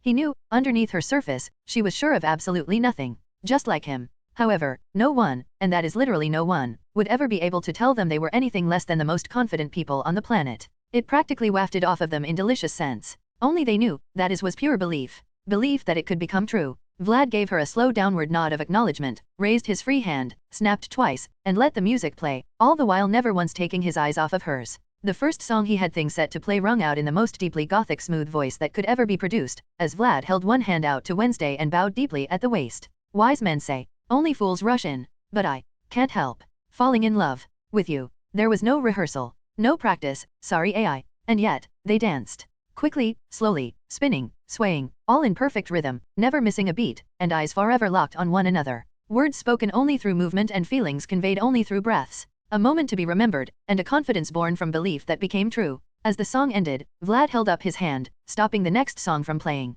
He had made many plans. He even knew of some local youths who were planning on dumping red paint onto the dance, which he had already compelled them to switch with pig's blood and forget they did it. It was supposed to be the cap off to the ball, however, he could not find it in himself to continue. The moment was too perfect, and what they shared, for this night, was already complete. Their dance was done. He knew it, she knew it. Stretching out the event for any longer would only take away from what they had already produced. That is why, snap snap, all the small fires that had been dancing around the hall instantly went out and the doors sprung open. Eventually, the first souls brave enough to venture inside made their way, only to find that it was empty. No Vlad, no Wednesday, no scorch marks. Just an empty dance hall. As for the Vampire and the Addams, their love story would continue, elsewhere. Chapter 30, Pack. All great love stories involve a murder, gorgeous. Your parents understood this fact quite well. Vlad spoke as he laid back on Wednesday's bed, watching her review her father's alleged rap sheet. Why does it bother you so much? It's not as if you are adverse to murder. Ugh, I wish the most I had to worry about with my parents visiting was whether or not they killed someone. I would take that over my mum's pack mentality any day, Enid said, as she barged into her own room, unannounced. Vlad swiveled his head to take in the melancholic little wolf who somehow is able to bounce across the room, despite her anxiety. Worried about not being accepted into the pack, little wolf. Her eyes widened as she turned towards him in shock. How do you know? She asked/yelled. Haha, Vlad couldn't help the majestic chortle that escaped his lips upon seeing her reaction. How could I not know? Have I ever given you the impression that I do not know literally everything that is going on around me? If I did, Vlad rose from the bed in one swift, yet elegant motion. I deeply apologize. He brought one hand to his chest and his other arm behind his back and gave a half bow, mostly involving a bend of his head while maintaining eye contact. Enid hurriedly diffused the situation while producing jazz hands in his direction. No, don't apologize, I was just curious. Ha. One more small laugh sounded out before he quickly schooled his features. This was a serious matter, after all. He strode forward and took one of Enid's waving hands in his own. Do not worry, little wolf. He told her, leaning down to look her directly in her eyes. There is only one pack that requires your attention and your loyalty. It is the one that stands before you. The one that currently holds your hand. His eyes began to change, as the dorm room seemed to become shaded, darker. What could not be seen is that it was not just the dorm room that became clouded, but also the sky above. Thunder began to sound out, as all of Nevermore was engulfed in the shadows cast down from above. I am the Alpha. I am absolute. And you are my little wolf. Enid did not realize when and did not notice until his deep, booming voice finished resonating throughout the room, but at some point she kneeled. There was no discontent. No force. It was natural. As if that was where she was meant to be, always meant to be. Submitting, kneeling, before her alpha, with what felt like a capital A. Rise. The voice once again spoke, only this time, it was different. There was something she could not pinpoint, but was still noticeable. Whenever she had heard his voice in the past, she always believed that it might have been the drippiest of sounds to ever flow past her enhanced hearing. However, that was all. Just a beautiful voice. However, that drippy voice was accompanied by something else in that moment. Something that she had not felt since she was very young, and it wasn't known by her parents or brothers that she could not shift. Something she still heard in her father's voice from time to time when she really listened. Something she believed to be acceptance, trust. She rose, her body shaking, barely containing the energy that bubbled underneath the surface of her skin. What the hell? What the hell? What happens next? Will I have to wear a collar? Vlad found his mind suddenly assaulted by a rapid fire of exclamations in the span of a second before he could close the connection that he just established through their very souls. He shut that down instantly, cutting the mental link to the bubbly werewolf that shifted moods faster than Dumbledore, with a lowercase d, ate up lemon drops. Not the best analogy, but Vlad couldn't help but notice the severe lack of the Potterverse in his current universe.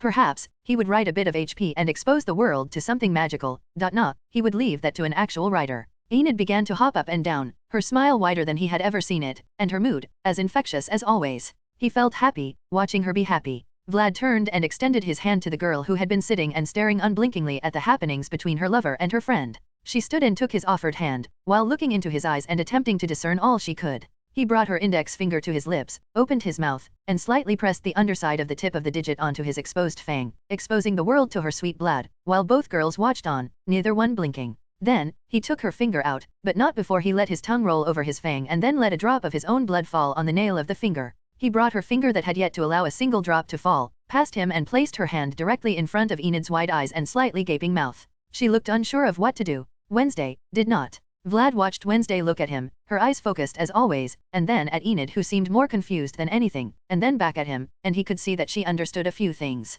Wednesday stepped forward, her finger almost touching Enid's bottom lip, and met her friend's eyes, with her focused ones. He gave me his blood, once. It enhanced everything about me, in ways I'm still learning with each passing day. When he did, he said that his blood, willingly given, has that effect. It seems mine does too. When she said that, she looked to the side at Vlad once more, and then back at her friend. Her eyes carried the same laser focus that came naturally to her as she bore directly into the back of Enid's ocular stems. Therefore, Wednesday spoke, taking one more small step forward, so she and Enid were practically standing in the same spot, only separated by a finger held between them. I willingly give you, Enid, my blood. Enid looked at her friend, taking in the information that she had just been given, while her mind did its own thing. She stood there for a moment, looking into her roommate's dark pupils, but only for a moment. In the next, she too took a small step forward, her torso pressed up against her best friend's, and took her finger in her mouth. It tasted sweet, and then the sweetness was mixed with a different flavor. Something richer, but still delicious. So, she sucked. Vlad watched on from the side.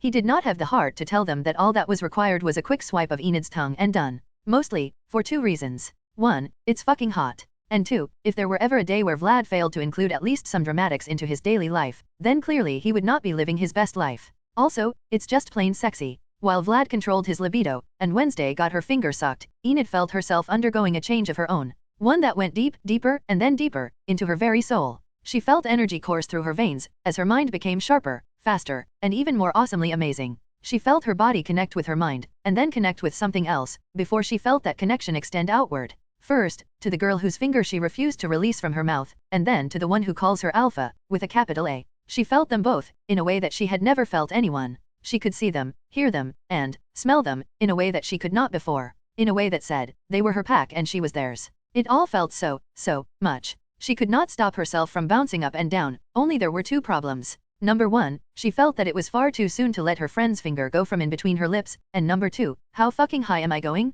Chapter 31, Smart. There are always rules that must be followed. Laws by which one should and shall abide, if they know what's good for them. Those were the words that Vlad spoke to Enid after he was able to get her calmed down from her frenzied bout of expression. But you don't know what this means? I can feel it, I can feel it. As Vlad watched Enid grab and grope different parts of her body, he could not help the creeping thought that perhaps he was too hasty in his gifting of his blood to the little wolf. While he considers himself to be one of the greatest listeners in the world, that did not mean that he was prone to actually doing it, and no matter how charming the girl was, she certainly knew how to talk once she got started. Well, not his problem. Pay attention, Enid. He spoke out to her, grabbing her attention away from her fondling. I understand this is a new sensation for you. In every way, that connection you have to your wolf will take some getting used to. Give it time, and grow to fully understand that part of yourself that you previously could not access. He took a step closer to her and put on his serious face. However, understand this, you are now one of the few beings on this planet capable of doing what you will be able to. No other wolves that you've ever known have been able to connect to their existence in such a way.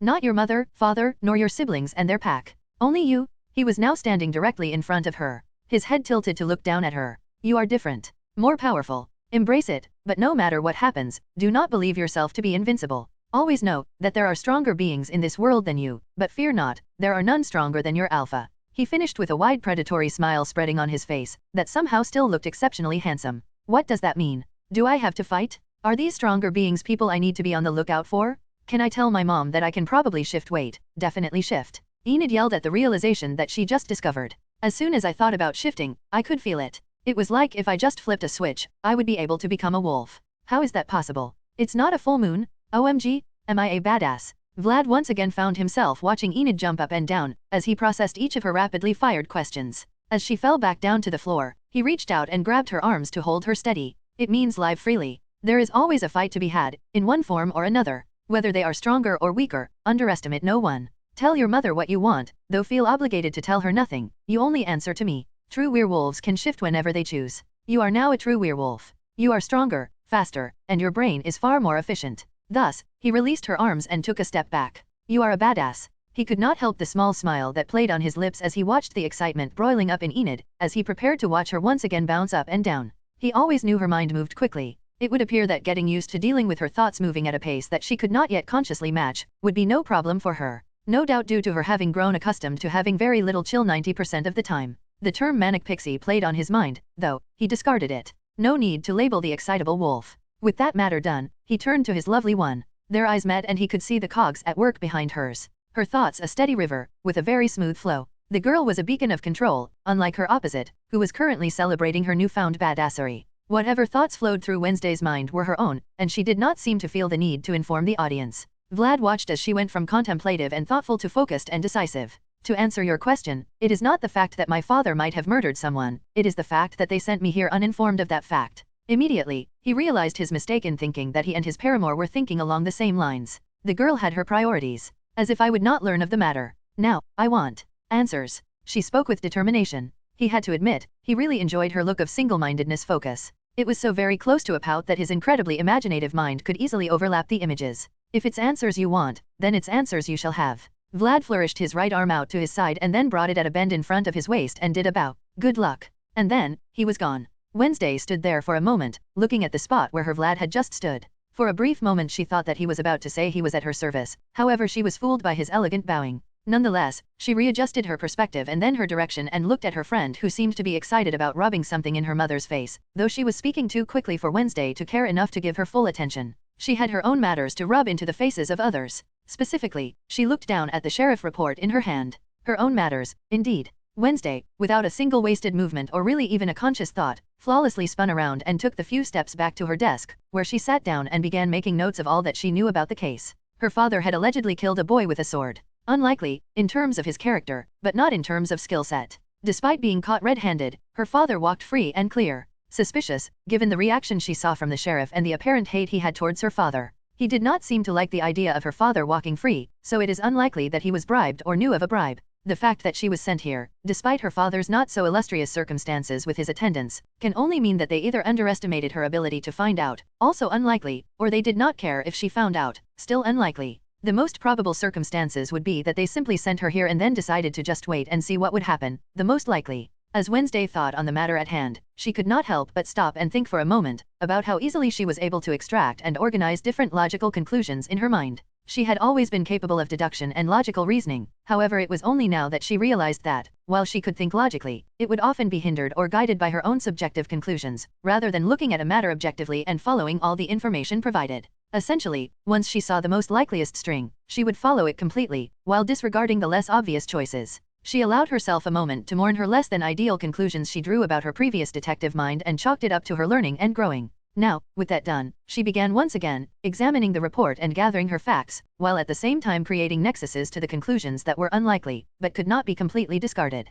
She decided she would need to do something to thank Vlad for his assistance. even if it was indirect. Maybe he would be interested in performing an autopsy on a body, or hunting a criminal. Thoughts for a different time. As Wednesday focused on her chosen objectives, Enid had finally calmed her ass down, and noticed the fact that Dee was gone. When did that happen? As soon as the thought was brought to her mind, her thoughts were off on the hunt for the answer. She saw the events in the room rewind, as her mind supplied her with everything that her eyes saw and her ears heard, while she was hyped. She saw Dee vanish in his super cool way. Then, saw him bow with his back to her, and was able to get a good look at that sweet ass. Then, she was able to see him looking at her in amusement. Before turning, he turned to bow and make his exit. Her mind told her that those events happened about 46 seconds ago, while her nose examined the scents in the room and confirmed what her mind supplied. She sat down on her bed, her eyes wide and a little dazed. What the fuck? She yelled out, gaining the attention of her pigtailed goth pack member. She looked at her steady roommate, who seemed to be consistently thinking on some overly complex matter, and knew she found just the person to understand her current dilemma. Wednesday, Enid said seriously, I'm smart as hell. Chapter 32, Hello. For many, meeting the parents can be a time of great stress and anxiety, and stress and anxiety are great ways for one to test the mettle of their significant other. Vlad would be certain to pass any tests of mettle that the family of Addams could throw at him. After all, he is Vlad the Impaler. There is nothing that he fears and none that could challenge, so how daunting could a visit from one's parents truly be? As Vlad sat on his throne in his dorm room, he began to formulate plans and scenarios that he could enact and responses he could make when it came time to confront those who brought his paramour into the world. That alone made them worthy of respect. The fact that they raised her well made them worthy of not being compelled to simply accept him as their most cherished son-in-law. The fact that they would one day be family made them worthy of getting the Toretto treatment, which as is commonly known throughout the Omniverse, means they are untouchable. He would need to tread carefully, analyze Morticia, Gomez, and Pugsley to determine their strengths and weaknesses, and once he knew all of those, he would just be himself. After all, there is no one better than him. With that refreshing thought coming to an end, Vlad ended his planning and scheming phase with incredibly successful results, and rose from his throne chair. His eyes traveled upward, looking past the ceiling and into the sky, and with a slight bend at the knees, he shot off the ground, went through the ceiling, attic, and roof, to find himself hovering in the sky above the academy. He focused his vision, scanning up the only road that lead into the academy, and kept going, his sight extending miles and miles, until he saw the car. Based on the speed of travel, they would arrive in a little under 30 minutes. That gave him time. Plenty of time. Vlad, have your loyal ones found anything? Catherine, you were correct in your belief that a family as old as the Addams would know of you, sire. They do not know your appearance, nor any concrete details, just as all the others who were not there. However, they do have documentation of stories. Stories involving those referred to as the old gods and the most destructive of them all, the Impaler. Based on what our people discovered in their records, that is the only title they would know. Vlad, I see. You can instruct them to clear out and forget they were ever there. I'll handle the rest. Catherine, as you wish. Vlad paused for a moment, contemplating the ramifications of what he just heard through the mental connection to his loyal one. Is the Princess Bride a thing in this world? He thought to himself. After all, it was one of his favorite movies in his past life, and fuck all if he did not openly proclaim it to the world. He realized this world may run deeper than he thought in terms of culture. Only research would tell. Vlad looked at the sleek hearse as it made its way down the road. First impression are everything. His wings extended out of his back, his silky smooth clothes seemingly posing no obstacle to the majestic appendages that would put even the most proud of dragons to shame. With a slight incline of his body, he shot forward, ripping through the air on a straight line to the dope ride carrying his paramour family. He felt the minds in the car, numbering 4, more like 3.5. With a slight widening of his eyes, he projected his image to the occupants and watched as the car came to a screeching halt. They knew he was coming. Just as the car finished skidding and leaving black tracks on the road, he touched down gently in its path, giving them a few feet of breathing room. Lurch was the first to make his exit. His mind truly not one for understanding the depths of water that he was currently treading. He walked to the back of the car and opened the door, waiting for the occupants to make their exit. He only had to wait for a few moments for them to finish their discussion. Vlad did them the courtesy of not listening in. The Toretto treatment always adheres to respect. Gomez was the first to egress, holding his hand out, which was taken by Morticia, as she came out directly after, with Pugsley awkwardly shuffling out last. Vlad could not help the smile that pulled at his lips. Originally, he thought that he would have to fake a feeling or two, in order to make himself appear more approachable, while at the same time maintaining his dominance. However, that was proven unnecessary. As soon as he laid eyes on them, every single memory he held of listening to Wednesday debrief him on all of their suspicious actions and nefarious endeavors as they sought to ruin her life in one way or another came tumbling back. He allowed himself a moment to come to the realization that the first time he met them, he literally paid them not a single ounce of attention. If he felt embarrassment, he would probably feel it now. Luckily, embarrassment is for the riffraff and he is Vlad. The family of 3+1 made their way forward. Their eyes cautious and assessing, though the fear had dimmed considerably once they calmed themselves and took a good look at him, rather than the being that they saw torpedoing at them through the sky. It would appear they recognized him. Especially if the slight smile and look of interest that Morticia was beginning to sport was any indicator. It led him to wonder if his little death had mentioned him to her parents, or if the woman just enjoyed looking like she had a secret that only she knew all the time. Either way, she was beautiful, just like her daughter. If Wednesday chose to age, she would not do it poorly. They came to a stop in front of the hearse, taking him in, his wings long since retreated into his back upon landing. Vlad gave a slight bow as a sign of respect. "Hello, Addams family, my name is Vlad Dracul, though you may know me as the stalker of your precious one." His voice, like rich chocolate, carried to their ears, coating them in a sweet melody. "It is our pleasure to meet each other." He could see that the two elders of the family got his humor, however Pugsley was proving to be a most complicated puzzle. The boy looked both lost and focused. Vlad could not be sure whether he was following along or not. Very intriguing. "Hello, Vlad Dracul," Morticia gave him her greeting, though he noticed that she did not saunter forward and take his hand, which seemed to be her natural inclination based on the slight movements in her muscles as she said hello. "Thank you for welcoming us. Though, I must ask, is there a reason for this impromptu introduction?" A very good question. He could respect their composure in the face of uncertainty. After all, outcasts are not known for their ability to fly, project their image, or possess the face of unparalleled beauty, all of which pointed to him being a very unknown entity. Flight was reserved only for those in the stories. Well, getting to know one another was always an inevitability. Wednesday will probably tell you why that is. However, I know her well enough to know that meeting one another in her presence would not necessarily allow for open communication, with her trying to outmaneuver you in whatever game she chooses to play. Therefore, he took a step forward, which covered more distance than should have been possible, and came to only a few steps from them. "I wanted to give you the opportunity to ask of me what you will," he finished, motioning towards the car from which they made their exit. Gomez and Morticia looked at one another. A silent conversation much like his own, only far less efficient. Or, perhaps more. They do seem to know one another incredibly well. It would appear they have come to a decision. A wise decision. As the group made their way back to the car, Vlad adjusted his sight to the youngest member of the Addams family. Contemplating looking through his mind. He wondered what he would find in the affable young lad's thought bubbles. Though, he only entertained the notion for a moment. The Toretto treatment can sometimes be more of a hassle than it is worth. Especially where his curiosity is involved. Chapter 33, Pleasure. As Vlad sat in the sleek ride, enjoying the not at all awkward atmosphere that was being produced by the three individuals that sat across from him, he could not help but come to the realization that it was only his second time sitting in a car since he was born in this world. There was a time when he loved cars, road trips, and sometimes just taking a drive around the block while listening to something dope or an audiobook when he wanted to wind down. It truly was a simpler time. However, that time was gone. Now, there is only the complex, the intrigue, the mystery. Or at least, that is what he would like to tell himself as he sat across from the Addams family. Them watching him, all sides analyzing one another. He knew this game of cat and mouse must come to an end. No matter how trying, Vlad would have to swallow his pride, and be the first to break the silence that enveloped the black beast. Crack. Psych. For a split second, Vlad let a portion of his energy escape his body, then pulled it back like it never happened. All proof that he did anything could only be acquired by looking at the back window that has a crack running through it that was not previously there and the sweat that seemed to blossom out of his soon-to-be family members. He could not help but chuckle, on the inside.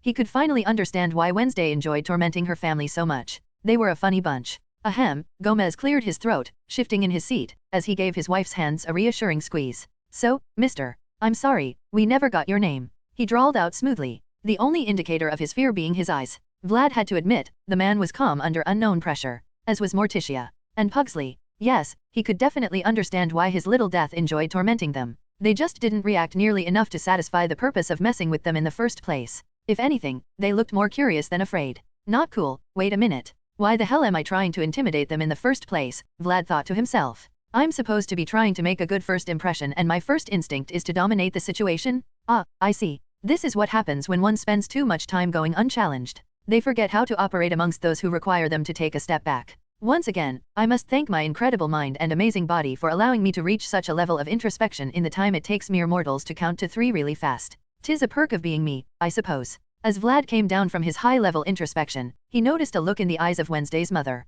A look that he was familiar with, but did not expect to see on anyone outside of his precious one. A look that filled him with an, unnoticeable to outside world, sense of dread. She knows I was getting myself love on. But how? Is Gomez a fan internal monologuing? Is she? Is everyone?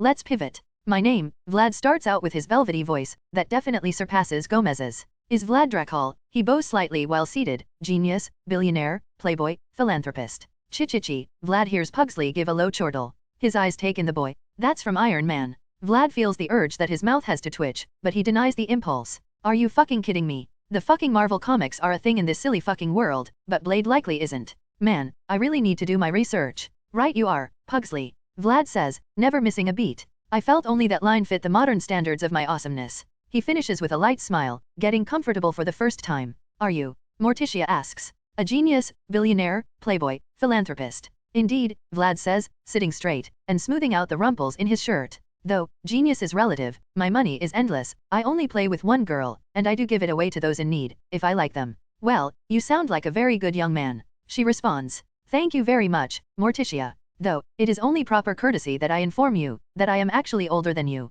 He smiles once again, only this time with a hint of mystery, and frivolity. He enjoys the looks of surprise that dance across his audience's faces. Older than Tish? Are you a vampire of some kind? Gomez asks. Ah, therein lies the conundrum you see. He pauses, enjoying the dramatics. For I am not a vampire of some kind, my dear Gomez, I am a vampire of the only kind. The only true kind. What do you mean? Morticia asks. He can see the wait for the big reveal is eating them up and he loves it. In my time, there was only one kind of vampire. All others came from this one. The one known as the progenitor, the prince. Instantly the atmosphere shifts, becoming dark and cold, as his fangs come out to play and his eyes shift to their predatory form. And the impaler. Boom zzz pang boom. Lightning and thunder roll across the sky, seemingly out of nowhere in a continuous loop, which provide the only light to the now dark interior of the car. And with each flash of lightning the three occupants are allowed to feast their eyes on the wide smile of Vlad Dracul in all its glory. Now, some would not have the decency to admit when they get slightly carried away, but Vlad is different. He completely acknowledges the fact that he definitely went overboard, however fuck if it doesn't provide a cool visual.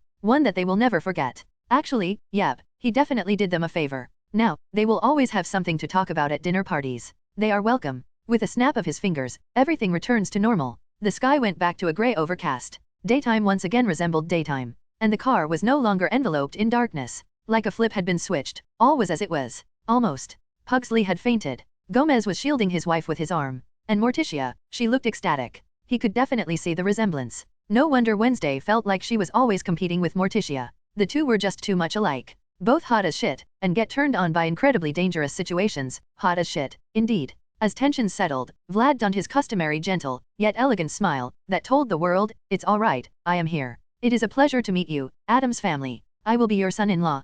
Chapter 34, Fact. The books say that you had long since gone from the mortal world. They claimed that you ascended to a higher plane, along with all the other immortals of old. Is this not true? Morticia asked Vlad, her curiosity evident for all to see. Vlad often wondered how and why he was able to do the things that he could do, without once being truly questioned for them. Even when he allowed himself to be seen, people rarely approached. Not unless they were incredibly brave. However, that, coupled with the fact that the Addams simply believed his statement of being one of the most feared entities to ever be documented, made him wonder just how high his charm stat had to be, that it would allow him to get everyone around him to do exactly what he wanted them to do and believe what he wanted them to believe. Not like he would complain, though. It is incredibly convenient to have the ability to move the world with a simple look. Must be the perks of being a prince, was the most logical conclusion Vlad could draw. Unless it is a memoir written by the individual in question, though sometimes even then, it is rare that history is accurately presented to the younger generations. Whatever you have heard of myself or those who walked the world when I did, I doubt more than the bare minimum is factual. However, fear not, I will gladly tell you everything you wish to know, another time. For now, you have a parent's day to attend and I have some lurking to do. Toodaloo. And with that, Vlad once again let the shadows flow out of his being, blocking the sight of all in the vehicle, even Lurch who was driving, for a brief moment, and disappeared along with the returning of the light. Morticia, Gomez, Pugsley, and Lurch sat in the abruptly stopped car at the entrance to the gates that led to the academy, in silence. A silence that remained unbroken, until one of them had to blink. Then, the three in the back looked into the eyes of one another. Well, the older two looked. Pugsley just sat there blinking quickly, his mind undoubtedly filled with mysterious and profound thoughts, should Vlad be the judge. However, only Pugsley truly knew what Pugsley truly knew. What a nice, young man. Morticia was the first to speak. Her hand made its way in front of mouth as she produced a slight smile. Gomez looked slightly affronted. Querida mia, I'm pretty sure if what he said is true, he's older than you. Morticia seemed thoughtful for a moment. A very short moment, before she once again smiled, though wider than before. But his face looked very young. And he seems to want to date our Wednesday. Of course he's a young man, she finished, seemingly proud of her reasoning. Your brilliance is only eclipsed by your beauty, Gomez provided, taking her hands in his own and peppering her cheek and neck with quick kisses. Truly they were a perfect match. A match perfectly reflected by their ability to think rationally. Vlad could not help but give them a silent nod of acknowledgement from where he was invisibly seated directly in front of them. His eyes shifted to the younger of the three for a brief moment. He is a decisive individual. Normally, when he has a curiosity of even the slightest inclination, he would act, no matter how it inconvenienced the other party. Despite that, he was also a warrior. One with instincts honed through battle and blood spilled by his very hands, feet, and teeth. It was these instincts that were warning him that taking a look into the mind of the Pugsley was a bad move, but he swerved on those, along with the voice of Dominic Toretto, and gave a quick scan of the youngest Addams' mind. As Vlad floated just below the clouds, pondering the meaning of life, he began to question the meaning of the words right, wrong, good, and bad. In truth, he had never really given them much thought, even when he was a full-on human. They were like guidelines or suggestions, more than rules. So he just formed his own viewpoints. However, he went against the Deo of Toretto. He should have known no good would come of it. One wrong does not make a right. Yeah, he knows quotes. He allowed himself to get swept away in his musings, letting time flow by outside of his perspective. He knew he would have stayed like this, just floating, pondering, and wasting time on a fruitless endeavor. However, something caught his attention. A movement. In the force? Nope. On the ground. A movement that threatened to interrupt a hearty feast, and also proved to embarrass his paramour and her family. Not on his watch. He narrowed his eyes and with a hardened tone, spoke out as he dove to the ground miles below. Pugsley, do your worst. Chapter 35, Understood. Things had changed. What used to be complicated or just out of my reach, have proven to be less complicated than I originally thought. My fears are virtually non-existent. Surprised? So was I. It had been unnerving to learn that I was not quite as fearless as I had previously believed. The monster, the future, the unknown, had all made me feel a pinprick of fear that I had previously failed to acknowledge. Its presence eluded my once sharp mind. But no longer. Everything that had once been blocked, suppressed, or ignored were all now within the palm of my hand. That is not to say that I was wrong, per se. Emotions are still primarily unneeded. However, I do acknowledge their presence within me. Friends are mostly a waste of time. Though, I do see why others find them to be worth their time. Romance, in that I may have been slightly mistaken. Vlad is worth my time. As I sit and observe my family, I cannot help but be grateful for his presence in my life. What had once been a topic that occupied a large portion of my focus, the mysteries of my parental figures, has become less of a topic that I find confounding the more time I spend in their presence with my enhanced mind. Connections that were once absent had been formed. Lines drawn to aspects that had previously gone unnoticed, had become apparent. My little brother was his usual self. No mystery there. My father loved us all, and had no problem showing it. Always clear. Now, my mother, the one that had plagued my existence from the very beginning, is tolerable. Her inner confidence, that I had once mistaken as outward condescension, is now understood. Her inner peace, that I had once viewed as outward condescension, is now apparent. Her love for me, that I had once perceived as an attempt to control and influence my life in an overt attempt to turn me into a lesser version of herself, is now seen clearly as my own lacking sense of self. My path is my own. Her path is her own. She understood this, which is why she never tried to convince me of her point of view, and believed that eventually, I would as well. It loathes me to admit that. She is quite the capable individual. All the more reason for me to keep an eye on her always. I sense something. In the distance. Approaching. An anger mixed with vindication. A vendetta, directed towards me, no towards someone connected to me. My father. Who? The sheriff. The answer is quickly supplied by my mind. This is a first. This range of senses. Why am I only just now able to access it? Ah, I see. My body had already fully accepted the change in its tier, however my mind seems to be filtering out information that is either extraneous, unneeded, or would have been initially overwhelming. It seems to have been done subconsciously, however I can also infer that it was just as much of a conscious decision made by my mind's desire the moment I was enhanced. Fascinating. My mind and instincts working in tandem for my best interest without me having to place focus on manually commanding the intent. I truly need to find a way to thank Vlad for who he is. Their steps are slow. Only a second has passed since I first acknowledged the approaching annoyances. Time seems to have slowed. Obviously not, my mind is just fast. I should list out these understandings of myself. Perhaps, give meditation a try.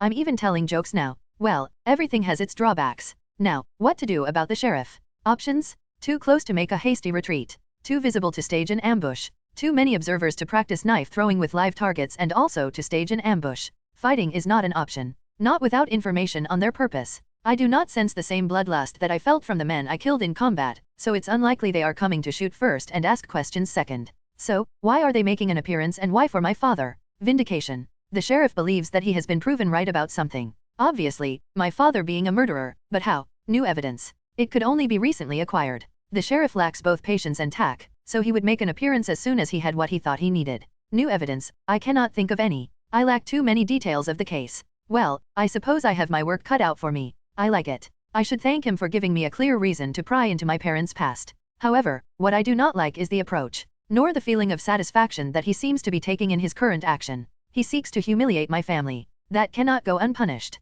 Unfortunately, it seems that it cannot be avoided. Oh, Vlad. Chapter 36, Swagger. Most matters that involve individuals of equal or small disparities in ability can come down to many factors, such as luck, preparation, or circumstance. However, that is only between equals. On this day, the luncheon that was being put on by the academy was abruptly interrupted by the opening of a large door in a rather pompous manner, with plenty of, begrudgingly admitted, swagger. Sheriff Galpin was feeling good. Better than good. He was feeling fulfilled. A feeling that he had not felt in too long, and yet he still felt it was a hollow victory. Like there was something missing. No, not something. Someone. He missed her. The mother of his son. The one who should be there with him to bask in the moment with him. However, he was strong. A strong-minded individual. Because of that, he focused his mind and his attention back to the front of him, as he passed through the door. Though, when he did, what met his sight was not what he expected, nor something that he could understand. Gomez Addams was there, for a split second. And then, nothing. There was nothing there. Nothing anywhere. He waved his hand in front of his face, attempting to gain some semblance of his bearings and stave off the panic that was quickly emerging from the deepest pits of his stomach.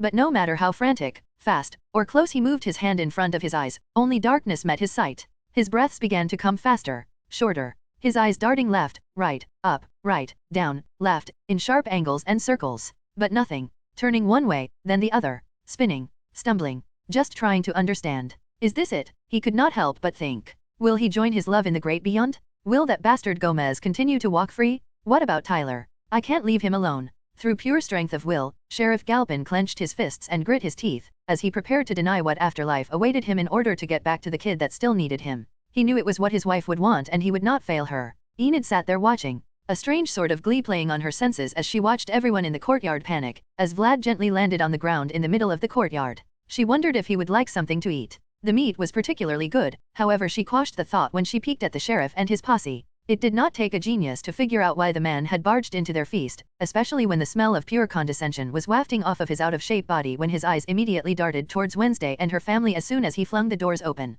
Enid took a moment to realize that the negative feelings towards the sheriff came a little too suddenly. Were they hers? An immediate yes. Why were they hers? Wednesday. The sheriff challenged Wednesday. He wanted to hurt her. Hurt her family. That should not be allowed.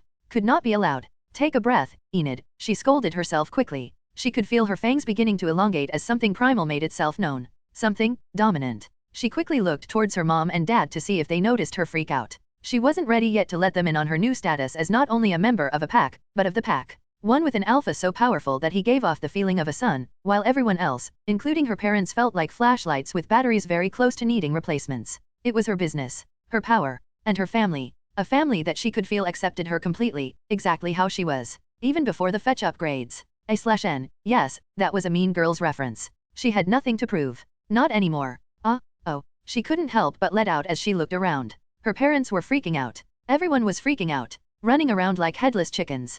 PFFTTT hihi, she let out, involuntarily before quickly covering her mouth. Some things just should not be seen, she thought as she watched her parents, the rest of the wolves, vamps, assorted others, and normies twisting, turning, stumbling, and rolling, like they were losing their minds. Even Ajax wasn't spared. She turned her head slightly to take in her alpha who was looking at her from across the courtyard where Wednesday's family once sat, but were there no longer. He smiled that sexy smile of his, gave a wink, and then disappeared, bringing back the light with his departure. Wait, can I see in the dark? She thought to herself, a very satisfied expression making its way onto her face with the thought. She would not admit it, perhaps could not admit it, but she was really starting to like the feeling of being different. A much better different than the one that used to make her cry, where once she was considered different to her detriment and exclusion. Now, she was different to her advantage and inclusion. A difference that brought only benefits and strength. A strength that she did not want to share with anyone. Not her parents. Not her friends. Not anyone. Anyone but her pack. A pack that was nowhere to be seen. She looked at the empty table where Wednesday's family sat, and then looked at the sheriff who stood with his fists clenched and knees bent, as if he were constipated and had decided to just say forget the consequences and push with everything he had. For a moment, she found herself forgetting her grudge against the man and felt a sense of pity. Stomach issues are a bitch. However, that feeling quickly went away once the man recovered his senses, shook his head way too exaggeratedly, probably to the detriment of his neck, and then opened his eyes wide as he looked every which way, breathing like he had just finished a full marathon. She could see the moment that he regained his senses, and realized that what he was seeking was nowhere in his sight. The way his teeth gnashed, veins bulged in his neck, and whatever he was attempting to push out finally went free. Gomez Addams. Immediately, she lowered the volume her ears took in. Didn't know she could do that. Learn something new every day, she thought to herself, proudly. The more she learns, the more she'll grow. The more she grows, the sooner she can go on whatever adventures Vlad is planning on taking in the future. He's too strong to stay in a small town like Nevermore forever. However, as much as she hated it, she could not help but admit that she and the sheriff were in agreement in one aspect. Why the hell did they leave without me? Chapter 37, Bonding. Looking around, Morticia instantly knew where she was. The smell of old books, along with the slightly stale air that accompanies any room with only passable ventilation, were clear indicators, even before she was able to stop her head from spinning. She stood still, with Gomez's arms wrapped around her waist from her side, his customary position, and on the ground in front of them was Pugsley, with a look of absent-mindedness, as if he did not yet know which way was up. The meeting room of her Nightshade Society had not changed much at all. In fact, the only thing that might have been slightly different were the additional pictures on the wall, especially hers and Gomez's, though it was only natural. Their time spent at Nevermore was filled with accomplishments and accolades. It truly was a time of great success. However, there was one small snafu. A snafu that would entail the very reason behind why she and her family now found themselves whisked away from the banquet and deposited in this hidden chamber. A normie would not know of its existence. Returning to Nevermore had been a calculated risk that was likely to involve questions that were difficult to answer. However, attending the academy was the best option. The best option for Wednesday. That is why, when the doors were flung open and Morticia quickly took in the self-satisfied look on the face of the sheriff, she knew that it was finally time to pay her due, or at least, answer some questions. Questions that would no doubt be asked by her lovely daughter, ones that she did not want to answer.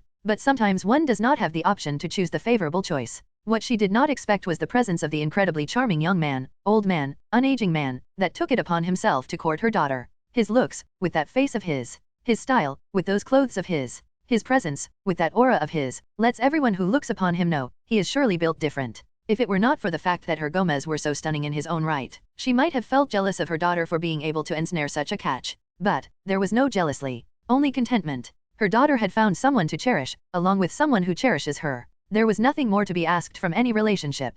The looks, style, and power that seemed to simply waft off of him in droves, were just a bonus. A delicious bonus. Wednesday watched as her family reoriented themselves with the quick return of light and the involuntary movement. She did not stumble nor sway. She was already used to the way that her Vlad preferred to travel. However, that still did not stop the small smile of self-satisfaction that managed to spread on her lips as she watched from her stable footing as they fumbled. Say what you will about whatever, it would always feel good to get one over on her parents. Of that she was certain. However, fun and games like watching her parents make fools of themselves could wait for another day. For now, she had answers to acquire, and the ones who could give them to her were now looking right at her. Options, options. Should I begin with a threat? Perhaps an ultimatum? Tell me what I want to know or be thrown out a window. Best to keep it simple. Father, you are accused of murder and the sheriff seems to want to make good on his unfinished business. Explain. Yes, simple is usually the best option. Her father starts out with an overly dramatic sigh. So it has finally come, Tish, he said as he moved his hands from her mother's waist to her hands. They looked into one another's eyes, communicating in a way that only those incredibly familiar with each other could accomplish. Nowhere near as efficient as simply being able to speak with telepathy. They appeared to reach an agreement or understanding. Though, when the story began, it was not her father who was speaking. It all started with a boy named Garrett Gates. He was in love with me. A love that I did not reciprocate. And that did not sit well with Garrett. My mother began her story as my father comforted her and Pugsley roamed around the room touching books. Her story sounded truthful. Eyes, rate of speaking, heartbeat, I could not spot a single tell. It centered around the boy, Garrett, taking the infatuation he had with my mother and veering off into the realm of unrequited obsession. Not a good place to be, unless you're prepared to involve kidnapping and abasement into the equation. And from the sounds of it, Garrett was not too far off. He barged into the academy, the night of a dance, while my mother and father had snuck off to finally take their displays of passion to a place where no one was watching. However, Garrett found them. A Garrett who was out for blood. It came down to a duel. Fist against fist. Sword against sword. By the end of it, the boy was so far gone, he was foaming at the mouth. Irregular, though, it all came to a head, with the actions of my mother. After my father once again attempted to repel the charging Garrett, the matter had already become irreversible. He was too far gone and did not want to stop until only one of them was left breathing. When my mother panicked and picked up the sword that Garrett walked right into, without stopping until it was a few inches deep in his gut, I could not help but mentally applaud her actions. Sure, it was an accident, however that does not change the fact that when it comes down to it, my mother killed for my father. And my father, well, after my mother allowed Garrett to walk into the sword, she removed it, which resulted in Garrett being sent backwards and over the edge of ledge they were on. It was the scream from down below that more than likely snapped my father out of his stupor. However, when he did snap out, he immediately took the sword from my mother's hand, and made his way to the edge, to be seen in clear view holding the murder weapon. A worthy partner, as expected. I will be the first to admit, my parents repel me, with all of their lovey-dovey displays and manipulations in their attempts to get me to follow in their footsteps. Despite that, I can also say that, the partnership that share, the trust, is acknowledgeable.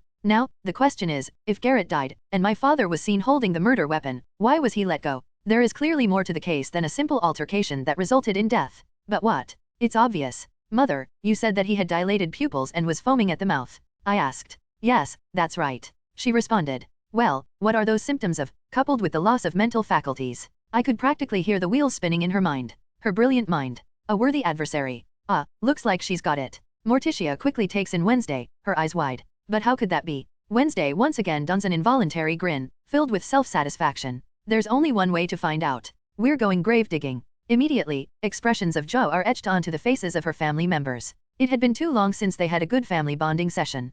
Chapter 38, Chamber. A worthy endeavor, was the only thought swirling through Vlad's mind, as he stood tall and proud with his chest out, waiting for his Wednesday to praise his flawless execution, once again. However, he learned quickly that he would have to be patient. It was clear that his paramour had not yet become accustomed to doling out gratitude to those who do her right. Nonetheless, Vlad was a patient man, although, before Wednesday and the rest of the Addams could set off on a march to a graveyard in order to exhume the corpse of some side character, Vlad wrapped his arms around her and pulled her into the floor of the Nightshade's underground meeting space. Did he know there was another section below the already secret chamber? Maybe. Will he admit to not knowing if he didn't? Never. Will he act as if everything is already in the palm of his large, mighty hand? Obviously. He plopped Wednesday down, releasing her, as soon as their feet were about to touch the dry muddy ground, his senses already detailing every inch of the hidden chamber beneath the hidden chamber, that he definitely already knew existed. So that's where that was. However, more important matters needed to be addressed. Vlad narrowed his eyes at his lovely one and he could tell that she was overflowing with curiosity at his abrupt handling. The calm look on her face as she looked at everything in their surroundings but him, was surely just a stalling tactic to calm her steady heart. Steady heart. Her heart is steady, as if I did not just whisk her away. Her level of adaptability is commendable, or am I just becoming repetitive? Has she developed an immunity to the shock of being practically teleported the same way one would grow accustomed to their friends constantly popping out from behind cakes to yell surprise if they celebrated birthdays once a week? As Sam Wilson once said, be better Vlad. Nonetheless, once again, Vlad continued forward, unperturbed. He was not the weird one. She was. Do you know what this place is supposed to be? He heard her monotoned voice speak out, as if she were asking about the lunch menu at an Arby's and not what seemed to a crypt in all its simplistic glory. There were no decorations. No adornments on the walls of the concrete walls of the cylindrical room, that seemed to be an extension of the one above it, only with a thick cement floor separating the two. It was pitch black. Not a single speck of light produced in the sealed chamber. Not really an inconvenience for the two who could essentially see clearly in the dark. However, Vlad lit a purple flame from his hand, both for the ambience, and instantly the once decrepit and stale sealed chamber took on a different feeling. One of movement, and long-forgotten activity. Images began to appear one after the other, depicting events showing the creation of the very chamber in which they currently stood. It began with some unknown individuals seemingly molding and shaping the space using only their energy to dictate the molding of the earth. Then, came others, carving what Vlad knew were runes into the mud walls of the space, covering every couple of paces in a complete circle of the space. After that, someone familiar appeared. She was older than she looked when she was last seen, however that did nothing to take away from her beauty. However, there was also a weariness to her that could not be hidden. Goody was tired it would seem. Goody alone stood in the chamber, her eyes closed, seemingly just standing there. However, Vlad could feel her intentions, even through the remembrance that he had called forth. Goody poured out the energy from within her body, painting the room in her essence. The runes coming alive. Based on what he knew, they appeared to serve the purpose of not only keeping others out, but also sealing something in. What that something was, became clear the next moment. A lone casket. The exact one that still rested in the empty space was lowered. Its design simple, however the runes etched on its casing that were used to constantly replenish life force, were anything but simple. Even in his time, they were only known by a very few. Goody was truly as capable as he believed. What happened next was no mystery. Goody made her way inside, all alone, while the chamber's roof was steadily being sealed and the floor for the Nightshade's meeting room was being constructed. No pomp, no farewells, just a woman, being laid to rest, but not yet truly dead. I do not understand, Goody. Vlad spoke out, seemingly to no one. No one but the white-haired beaut that popped her ass into view beside the casket. If you truly did not want to live any longer, why go through all the trouble of sealing your very being in this place? This lonely place. Ah, I see, he continued without break, answering his own question. Crackstone. Because you sealed Crackstone within his own body where he could only lay there trapped in darkness, you decided to seal your own life force just in case you were needed when the ant was inevitably revived by some kook. However, while he is trapped in his body with no respite, your circumstances are different. This chamber is sealed in a way that it is undetectable from outside, meaning no one without knowledge would not know to look. However, that does not stop you from venturing forth and also connecting to the other side. Literally, the only thing that truly stops you from extinguishing your life force and passing on, is your own choice. If Vlad were to be asked, he would say no. No, he does not like to monologue. However, there are times when one must show respect to certain efforts and that is the only reason Vlad decided to educate the audience on the matters at hand. Certainly not because he was impressed and couldn't help but ramble out his deductions and conclusions. Certainly not. You are correct, my liege. Goody spoke, slightly bowing her head at the end. Vlad's eyes that shined like the sun, widened for a brief moment. True surprise. That was rare. Why call me your liege, Goody? Unless you have finished considering my offer. Wednesday looked between the two, speculative, but observant and patient. I call you my liege because you are the liege of most who came after your time ruling this planet. And as for your offer, I do not mind, if my liege commands. Vlad had an inkling, a tingling. There was something about the way she was speaking that was pricing him. Something familiar. Something he couldn't quite place. However, I can hardly call myself your liege, Goody. After all, when your battle was fought and those you loved laid to rest, I was not there. I do not presume that simply because I am who I am, that I have the right to call myself the lord of all who came after. I mean, I do, but no part of me expects others to simply acknowledge it. Not without some good old-fashioned subjugation anyway. You know I am too humble to simply assume fealty, so what brought this on? Goody looked at Vlad for a moment. A moment that could have been said to stretch a little too long, with an expression on her face that matched the one worn by her look-alike, his little death. If he were anyone else, he would think those blank looks indicated that they did not believe his words, though that was obviously nonsense. His charisma is way too high for him to not be believable. They were probably awestruck by his humility. And why wouldn't they be? I have seen how you care for my descendant. She motioned with her head towards the beauty standing beside Vlad, watching. I have seen the way you interact with those around you and the world. For all of your seemingly limitless power, there is still a humanity to you that is undeniable. I do not know how that could be. I would like to stay and observe more closely. A smile began to make its way onto Vlad's face as he spoke out his new observations. You're bored, right? Originally, you stuck around to finish what you started, or at least have a hand in finishing what you started. But now, with me here, you basically have nothing to do and no purpose to serve. You're bored, right? It's okay, no need to sound deep with me, Goody. Boredom is the bane for all those long-lived individuals, and it comes for us all, eventually. No worries, there is a lot for you to do in the new world that has been formed in your absence. Have you tried pizza? Wednesday could see the twitching lip of her ancestor, and the laugh that threatened to escape from the pit of her stomach as a result had to be ruthlessly devoured before she ruined her image. Wednesday Addams does not laugh. Not unless it is standing on the slain corpses of her enemies. Okay, that might have been a little too dramatic. Wednesday scanned her eyes over Vlad's magnificent figure out of the corner of her eye, as he continued picking on her ancestor. She reasoned that perhaps he was rubbing off on her. Overly dramatic is kind of his bag. Though, the thought of him rubbing off on her was not at all unappealing as it formed an image in her mind. Stop that, she commanded her mind and body. She was behaving like one of those overly horny walking hormones that she was imprisoned with in her other schools. Control is important. I decide when I get turned on. Wait, that was not right. I decide where I get turned on, she thought to herself. Though, looking around at the moldy and stale crypt, she could not help but acknowledge how truly romantic a location it was. Perhaps Vlad would be up for, that is enough. Did you bring me down here, simply to tag along while you had a chat with my ancestor? She asked. Vlad immediately swirled to face her fully, his body leaning forward slightly with his eyes narrowing dangerously, attractively. Shit. No, gorgeous, that is not why I snatched you down here. Meeting Goody was a bonus. I brought you away from the onlookers in order to impart some righteous retribution on your candy ass. If it had not previously been mentioned, Vlad was not a man, so therefore he had no requirements to be a patient man. Where is the excellent work, Vlad? You got us out of there lickety-split.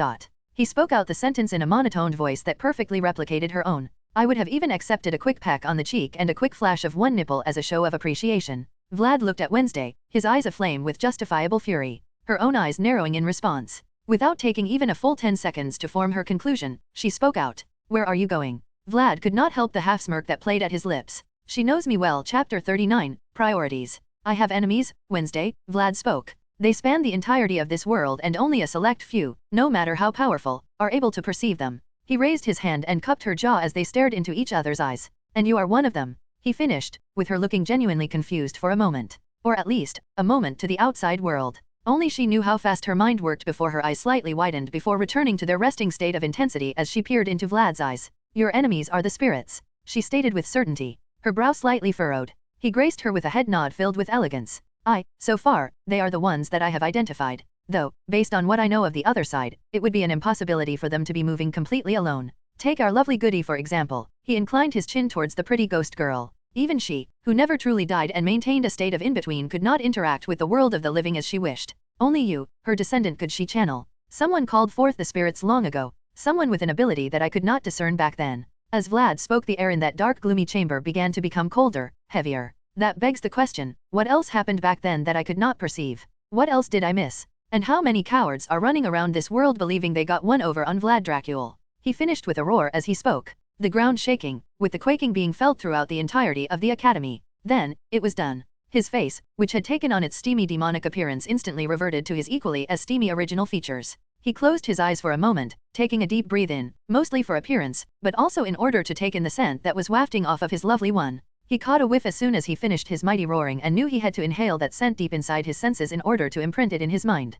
Though, immediately after inhaling some of that good stuff, Vlad did a quick shake of the head, and squared his shoulders. He had business to handle. He looked into Wednesday's eyes, who on the outside, was still simply standing there looking at him with her same stare. However, he knew. Oh, he knew. Sometimes, being the most attractive being on the planet can be tedious, but that is his weight to carry. So, as I was saying, I have enemies. Enemies that I want to kill with my own hands. My loyal one has been traveling the world, marking the location of each, so I do not have to. Now, it is up to me to travel to those places and put down some riffraff. Wednesday narrowed her eyes, slightly. Are they dangerous? PFFTT, ha ha ha ha ha. He could see her hands beginning to form into fists. He knew that if he were anyone else, she would have already taken a swing to their far less beautiful laughing face. Now, she was just simply annoyed that she could not, for many reasons, and thus she had no idea how to react. He decided to take pity on the poor little star child. He raised his hands, in a motion of surrender. Okay, I just found it funny, your question. For a second, I thought perhaps you were worried for me.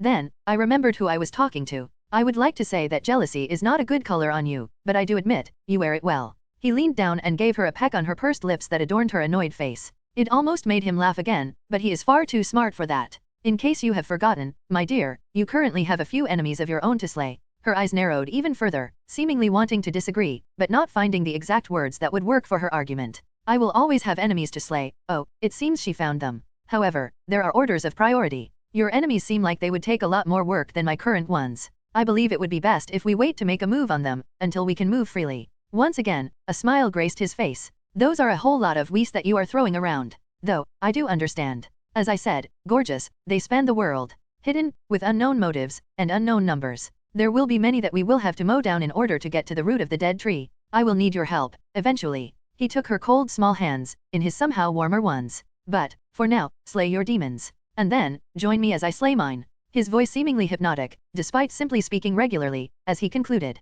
Wednesday, deadpanned as she listened to his nonsense, that made sense. Though, she did not want to admit it. From the moment that she heard that he had enemies that came from the time when he was active in the world, he had her absolute attention. She knew he was old. Incredibly so. It only reaffirmed her belief when she heard her ancestor speak about him existing before her. Now, she had the opportunity to combat enemies that had roamed the world for at least hundreds of years. Some ant running around slicing up randoms cannot really compare. However, she knew that her Vlad was correct. She did have a battle underway and enemies to slay. Enemies of her own that should die by her hand. The way he desired his enemies to die by his. Priorities, indeed. Okay, my enemies will die by my hand. Quickly. And then, your enemies will die by our hands, slowly. Simply because she understood something, did not mean that she had to accept it. Vlad gave her a look of understanding, with a half smirk. She liked how well he knew her. He was the only one in the world after all. Then, get to work, lovely. He cast his eyes above her head, where she knew her ancestor was waiting. We have work to do, goody. Chapter 40, New. I do not know what Vlad has planned to do with his war that he will wage around the war. All I know, is that I want in. Originally, I believed myself to fall more into the realm of misanthropic, with a hint of bloodlust. However, that all changed the moment I stepped away from my fist battle. The deep well of disdain that I felt towards humanity, the living, and more than likely the dead, should they prove to be as in need of a good flogging as their living counterparts, had been replaced, and what was once there was no longer. Instead of disdain, I felt something more akin to an interest. Not a deep one or one that would cause me to make unnecessary moves, but it was an interest nonetheless. Before that, I did not believe myself to be capable of forming an interest in any being, outside of the one that lived in my mind. However, I did. The way the sweat flowed and adrenaline coursed as they tried to take what is rightfully far out of their reach, my life. The looks and emotions that passed through their faces once they realized that they were outmatched and on the back foot. The fear and pain that emerged as my blade sought true and found its target. Then, the final moments. When the last strand of their life vacated the husk that forms their bodies, as they passed on from the world at the hands of a combatant that they could not match.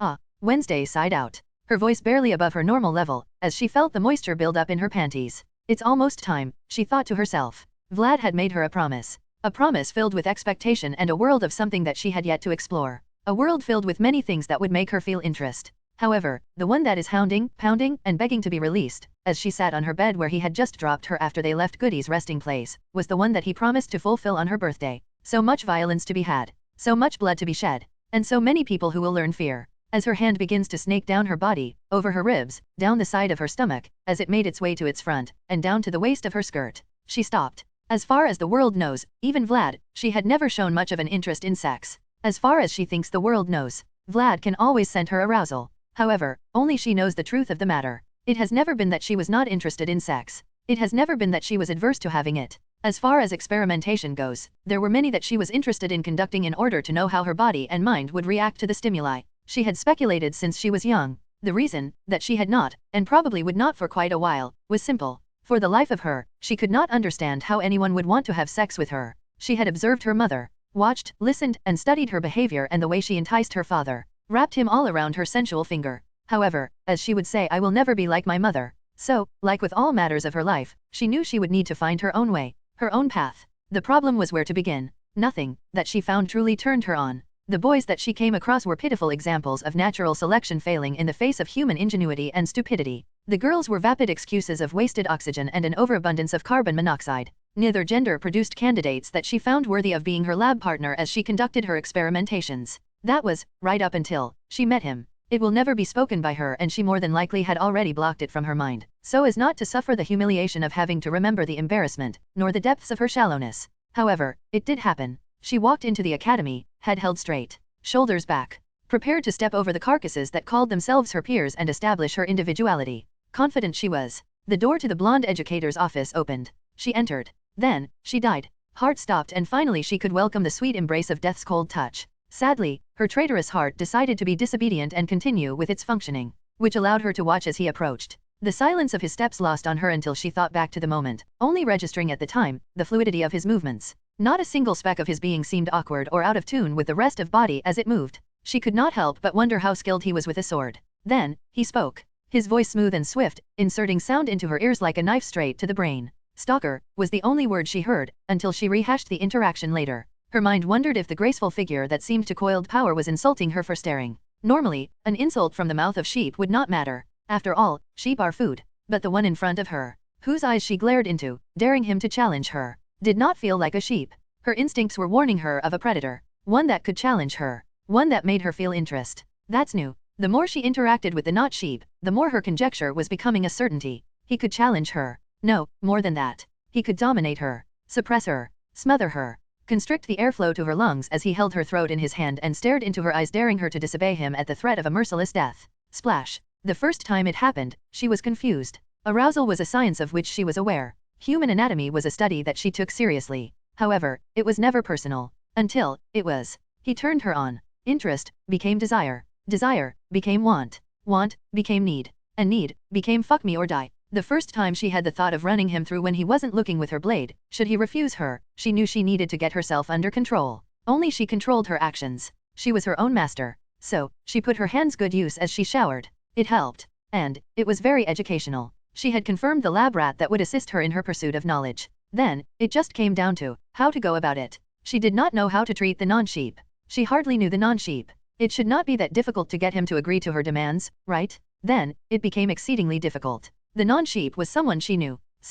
so well, that it was the only someone that trusted. It was supposed to an experimentation period. A time to collect data and master herself on another level. Vlad was not supposed to a factor. Her heart that should have died so long ago, if it were obedient, should not have been a factor. Until, they were. But, then it came as no surprise that the one individual that knew her well, would know exactly what she required. As her hand rested at the waistband of her skirt, she slowly raised it back up, over her stomach and brought it to rest on her breast. Soon, she spoke out to herself as he stared up at the ceiling. He did not say it exactly, but she could feel it, when he hinted at his plans for her birthday. Soon, she would know, experience, and learn. But for now, Wednesday sat up on her bed, cracked her neck, and began to form her plan. Her family was currently hidden in the Nightshade Society's secret chamber. They could avoid capture there, for a while. If the sheriff sees her, he will have questions. But no matter, he cannot make a move without evidence of wrongdoing. What she needs to do now, is gather answer. There's a beast to hunt with motives unknown and evidence to gather to prove her father's innocence, or an extraction to plan, should he prove to be guilty. Either way, like her Vlad, she had work to do, and only she could get it done. Then she could join his war and gain that feeling that only a very good battle can inspire, or his hands on her body. Either way, blood shall rain, and swords shall strike true.